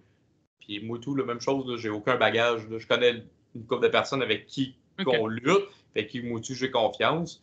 Puis je pense qu'il y a une belle rotation. Tant que la NSP va rouler, puis d'après moi, elle est loin d'arrêter de rouler. Là, ça va extrêmement bien. De ce que je vois, en tout cas, là, je parle interne, de ce que je vois, ça a l'air de vraiment bien aller. Fait que je pense qu'il y en a encore pour plusieurs années là, avec eux. Là. OK, il me reste encore 4 dernières questions avant la fin de l'interview. Encore une fois, merci à vous pour avoir accepté cette interview. Je voulais juste qu'on revienne, si ça ne vous dérange pas. Alors peut-être que Guillaume, tu vas peut-être te reconnaître dans ce que je dis et peut-être également si, mais encore une fois, c'est vous, votre avis à vous et votre expérience à vous. Est-ce que vous diriez que c'est compliqué d'être en couple dans le monde de la lutte, parce qu'on sait très bien que la semaine, on est là, on a notre boulot. Ensuite, le week-end, parfois, on n'est pas tout le temps là. On fait beaucoup de routes et tout. Et parfois, je sais qu'en général, tu vois, c'est un peu ça aussi que les coups pètent, malheureusement et tout. Est-ce que vous diriez que c'est compliqué d'être papa ou d'être en couple dans le monde de la lutte? Ouais, oui et non. Là, je veux dire, c'est compliqué pour une personne dont le couple est fragile à la base. Là. Je pense que c'est une responsabilité personnelle. Puis si la personne pète son couple à la lutte, puis veut mettre ça sur le dos de la lutte, je m'excuse, mais je pense qu'il ne regarde pas au bon endroit. Là. Je veux dire, il faut se regarder en premier. Puis s'il arrivait quelque chose à mon couple à cause de la lutte, ce ne serait pas de la faute de la lutte, ce serait de ma faute à moi. Là. Fait que je pense que c'est important de ne pas refléter le problème ailleurs que sur le couple à proprement parler. Moi, ça fait depuis 2000... Voyons voir. Je suis marié depuis 7 ans. Attention, tu vas te faire engueuler si elle le regarde. Ne te trompe depuis pas. 7 ans. Elle va t'engueuler. Ça va faire 8 ans cet été que je suis marié avec ma conjointe. Puis, tu sais, c'est sûr qu'un couple, c'est un travail de longue haleine. C'est pas chaque jour, c'est différent. Puis, il y a des jours, ça va bien. Il y a des jours, ça va moins bien. Il y a des jours, tu voudrais foutre le feu à la maison puis partir avec ton bagage, mais ça reste que je pense qu'il ne faut pas faire nos autruches. Il ne faut pas se mettre la tête dans le sable et dire à cause de la lutte puis à cause que je voyage, j'ai des problèmes de couple. Non, tu as juste à ne pas voyager puis pas faire de lutte si tu veux prioriser ton couple. Puis encore là, tu sais, je pense que si tu as les bases suffisamment solides puis que tu es une personne qui est capable de se regarder dans le miroir, tu devrais être capable de t'en sortir. Là. OK. La réponse risque d'être courte. Là. Je pense que ça va être la même affaire pour les deux parce qu'on a le même travail. Ça nous arrive de partir des longues périodes de temps, là, plus qu'une journée. Là. Fait que, d'accord. Je pense que nos blondes sont plus qu'habituées. Puis je pense que qu'on part une soirée, ça leur fait quelque chose, mais c'est tellement minime versus ce que des fois on leur fait subir avec notre travail. Ça leur fait ouf. Vas-y. Je pense qu'ils s'en foutent complètement. En tout cas, la mienne, c'est sûr qu'elle trouve ça plate que je parte une soirée, mais elle sait que je reviens dormir à la maison. Fait qu'il y a des fois que, à cause du travail, là, on ne vient pas dormir à la maison pendant une longue période de temps. Fait que c'est un grain de sel pour eux autres. En tout cas, pour la mienne, là, la tienne, je sais pas, mais pour la mienne, là, elle s'en fout un peu. OK. Ouais, Bon, si je pense c'est qu'il dit la pareil. même OK. affaire. OK, ça marche. Je suis d'accord. Vous êtes bien assis parce que là, on arrive vraiment à la question la plus compliquée de l'interview. C'est la question bonus. C'est bon? Alors, là, pareil, hein. Encore une fois, ça va être beaucoup plus facile que quand même parce que je vais poser la question. Il y en a un qui va réfléchir. Les deux autres, ils vont se dire merde, qu'est-ce que je vais dire? Justement, je vais vous donner une baguette magique, d'accord, virtuelle. Vous avez la possibilité, avec cette baguette magique, de faire apparaître 3 lutteurs de votre choix, d'accord? Ça peut être des lutteurs qui sont toujours aujourd'hui en activité, qui sont décédés, mais si jamais vous avez la possibilité d'affronter 3 lutteurs de votre choix, qui ça serait pour vous et pourquoi? Affronter?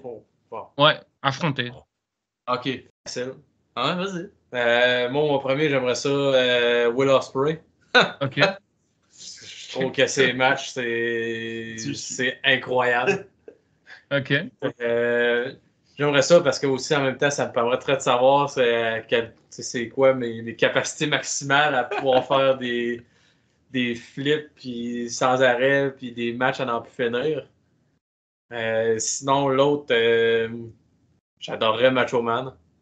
Ouh, Savage, je trouve que c'est un lutteur incroyable. Son personnage, je trouve que quand on parle de lutteur, c'est la personne. Je trouve que c'est le stéréotype de lutteur. Il est gros en forme, il crie au micro, il est haut en. Les couleurs flash, c'est vraiment hot. Puis je pense que mon troisième, j'adorerais ça avoir un match avec Undertaker. ouh. C'est sûr que t'allais dire Undertaker. C'est sûr que j'allais dire ça. Je trouve que le personnage est incroyable, tout ce qu'il a fait dans sa carrière. Puis selon plusieurs lutteurs, quand il rentre dans le ring, c'est épeurant. Puis on dirait que c'est de quoi j'aimerais ça vivre. Un homme de 7 pieds 8 qui s'en vient me tuer. Là. Ça doit être fou. Hein? OK. Hey, je vais reprendre des différents parce que moi tout, il y aurait Macho Man, mais parce Ouais, que. moi aussi, j'aurais eu Macho Man. Fait que je vais te laisser. On va choisir des différents. Là. Ouais. Macho Man, c'est mon boy. Je vais prendre d'abord mon deuxième, Razor Ramon. OK. Dieu Razor Ramon. Je pense qu'il est sous-estimé. Je ne veux pas dire qu'il est sous-estimé, mais je pense qu'il n'y a pas toute la lumière qu'il devrait avoir sur lui. Hey, c'est un gros bonhomme. C'est un gros bonhomme. Il est gros. Il est gros, mais il n'avait pas peur de tu sais, quand il a fait son match contre 1-2-3 Kid, il a accepté de perdre contre un foutu nobody. Je pense que c'est quelqu'un qui est très bon pour laisser de la place aux autres aussi. Il est pas. Je pense qu'il a fait beaucoup de bonnes choses pour ce gars-là, là, parce que je pense pas qu'il aurait la même carrière, ce gars-là, si Razor n'aurait pas perdu contre lui cette fois-là. Je vais dire Randy Orton, gros fan de Randy. Hall of Famer, dès qu'il prend sa retraite, c'est sûr certain. Ouais, je sais pas quoi dire de plus que And in English. Razor parce que. Pas Razor, mais Randy parce que. Ouais, c'est ça. Il est trop bon. Il est trop bon pour. Il fait pratique. Je dirais pas qu'il fait rien, mais il fait très peu, puis c'est toujours très bon. Puis je vais dire Rhea Ripley, juste parce que je suis prêt à manger une volée de Rhea Ripley. Je vais arrêter ça là. OK. En tout cas, juste avant que je te laisse la parole, vous pouvez remercier les gens qui m'ont pas respecté sur cette chaîne parce que d'habitude, j'en demandais qu'un seul de nom. Mais comme on m'en a sorti 3 et du coup, tu vois, je dis, bon, bah, si je dis oui à l'un, je peux pas dire non à l'autre. Je pense que vous le savez, vous qui êtes papa de famille, si vous dites oui à l'un, vous pouvez pas dire non à l'autre. Donc, du coup, voilà. Mais en tout cas, vous avez de la chance parce qu'avant, au début, mais c'est tout, on s'arrête à 3. Hein. Si vous m'en dites 4, non, là, on va plus être copains. Donc, du coup, 3. 3 Guillaume. Pas Macho Man, malheureusement, mais Macho Man, j'aurais pris Macho Man, mais je vais le mettre de côté. On va dire Shawn Michaels comme premier lutteur. Je pense que, point de vue athlétique, technique, overall, il pouvait lutter contre n'importe qui, faisait des bons combats. Je pense qu'avec le temps, j'ai appris à l'aimer beaucoup plus que dans le temps. Quand j'ai commencé à écouter la lutte, je veux dire, tu regardes ce gars-là, tu te dis, ah ben il est plus petit que tout le monde, mais finalement, non, il est plus petit, mais il est meilleur que tout le monde. Là. Ça n'a juste pas rapport. Là. Il était tellement beau à voir, tellement bon, puis j'aimerais ça.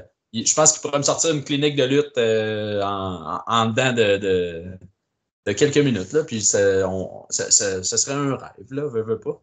Ensuite, je mettrais Chris Jericho, probablement le personnage qui... le lutteur qui a amené le plus de personnages différents là, au cours de sa carrière, là, puis j'admire beaucoup sa manière de se réinventer avec le temps, puis, tu sais, moi, je l'écoutais beaucoup dans le temps de la WCW. J'ai réécouté beaucoup de ses anciens matchs, puis c'est un talent naturel, là, je veux dire. J'aime beaucoup son travail avec la foule, puis tout ce qu'il est capable d'apporter de plus que juste faire un combat.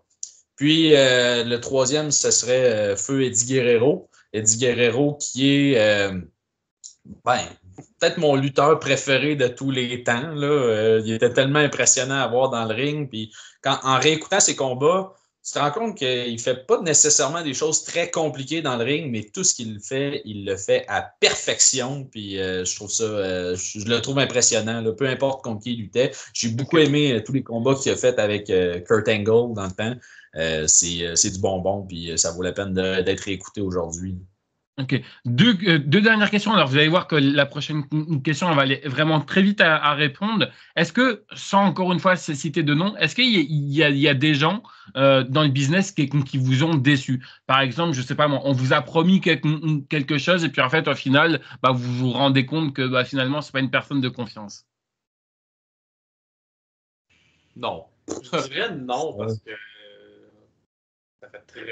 ça fait pas assez longtemps. Mettons, j'ai pas eu une carrière de 20 ans dans la lutte. J'imagine que ces gens-là, les vétérans, ils pourraient en parler en long et en couleur des personnages, okay. Des mauvaises personnes. Là. Mais à date, non, j'ai rien eu qui m'ait fait dire comme telle personne finalement m'a vraiment déçu. Pas encore. Non. Okay. Quand il nous a donné, quand il nous promettait quelque chose, il l'a toujours fait. C'est un homme de parole. Là, il m'a défendu aussi pour que j'ai un match finalement à un autre endroit où que finalement c'était plus sûr. Puis il a travaillé pour moi. Fait que il n'y a personne qui m'a déçu. Là. C'est le contraire en fait. Là. Okay. Juste des bons bonne affaire. Si on est OK tous pour ça. Dernière question, je voulais savoir, est-ce que vous avez une anecdote sur un show qui s'est passé, que ce soit drôle, pas drôle? Est-ce que quelqu'un s'est cassé la gueule? Est-ce que, je sais pas, moi, il s'est passé quelque chose? Je vois qu'il y a des sourires dans le coin. Je vois qu'il y en a qui font semblant de ne pas comprendre. Allez-y, je vous laisse. OK. Avant de lutter sur les shows, pendant ma blessure, j'ai fait un petit cours accéléré pour devenir arbitre. Donc, j'ai commencé à arbitrer pendant les shows de la NSPW puis de Generation Next. Et pendant un des combats à NSPW, j'ai glissé à l'intérieur du ring comme arbitre. Et mon pantalon a fendu dans l'entrejambe. Donc, je me suis retrouvé avec un trou dans les culottes, puis on voyait très bien mon sous-vêtement en dessous. Là. C'était quand même... c'est ça. Je me suis fait dire par la foule, disons, pendant le combat. J'ai été une bonne distraction. Tu gardes quand même un bon souvenir? Ouais. On a bien pu en rire, là. Sur le coup, par contre, je me promenais les jambes serrées, là, dans le ring. Pat ou David, est-ce que vous avez des anecdotes ou pas du tout? Vous n'êtes pas obligé d'en avoir, hein. Si vous n'en avez pas, vous n'en avez pas, c'est pas grave. Hein. Ben, écoute, c'est pas pendant un match. Ça a été pendant une pratique où j'ai voulu montrer à quelqu'un comment qu'un Swanton virait à dernière minute, c'est beau. Mais je l'ai complètement manqué. Je suis tombé direct sur le coup. Une chance qu'il y avait un coussin parce que je pense que je serais encore soit pas ici ou Sûrement en chaise roulante. ou en train de réapprendre à marcher. Décalissé comme s'il n'y avait pas de lendemain. Tout ça parce que j'ai voulu être plus fin finaux qu'un autre, puis ça n'a pas marché. Fait que ça revient avec l'ego. Ça m'a été une bonne claque dans la face en disant ouais, non, c'est pas fait pour toi, ça. Et on finit avec David. Ouais, c'est peut-être. Ouais. Dans le fond, pendant le Rumble de Generation Next, un des spots, dans le fond, c'est une des entrées d'une des lutteuses, Azael. Puis elle, ce qu'elle veut faire comme spot, c'est faire des coups de cul, comme Rikishi, mais sans arrêt. Puis moi, j'étais une des personnes malchanceuses qui allait la recevoir. Puis quand elle m'a demandé si je l'avais déjà reçu, à place d'être une personne intelligente, puis de dire « Oh oui, je sais comment ça marche », j'ai dit oui. Fait que quand ça a été le temps, puis je l'ai vu arriver à pleine vitesse, puis elle m'a rentré dedans, mais ma tête, je me suis pété à la tête sur le poteau en arrière. J'étais sûr que j'étais fendu, là. Puis ça a été surprenant. C'est... Ça rentre. Ouais, ça rentre. Ça paraît pas, mais ça rentre. Il rentre. Ok, bon, en tout cas, messieurs, je vous remercie beaucoup pour cette longue interview. J'espère en tout cas qu'avec une carte de rappel, je vous laisse conclure avec ce que vous voulez, promo, réseaux sociaux, bref, où on peut vous retrouver. Et puis encore une fois, merci à vous d'avoir accepté cette interview. Ouais, merci à toi, c'est super apprécié de nous avoir invités pour une interview. On est la Ligue des Gentlemen extraordinaire. Je pense pas qu'on a de réseaux sociaux encore en équipe, là, mais individuellement, vous pouvez nous retrouver sous nos noms de lutteurs. Rick Steele Jr., Pat McCreasy et Gallic San.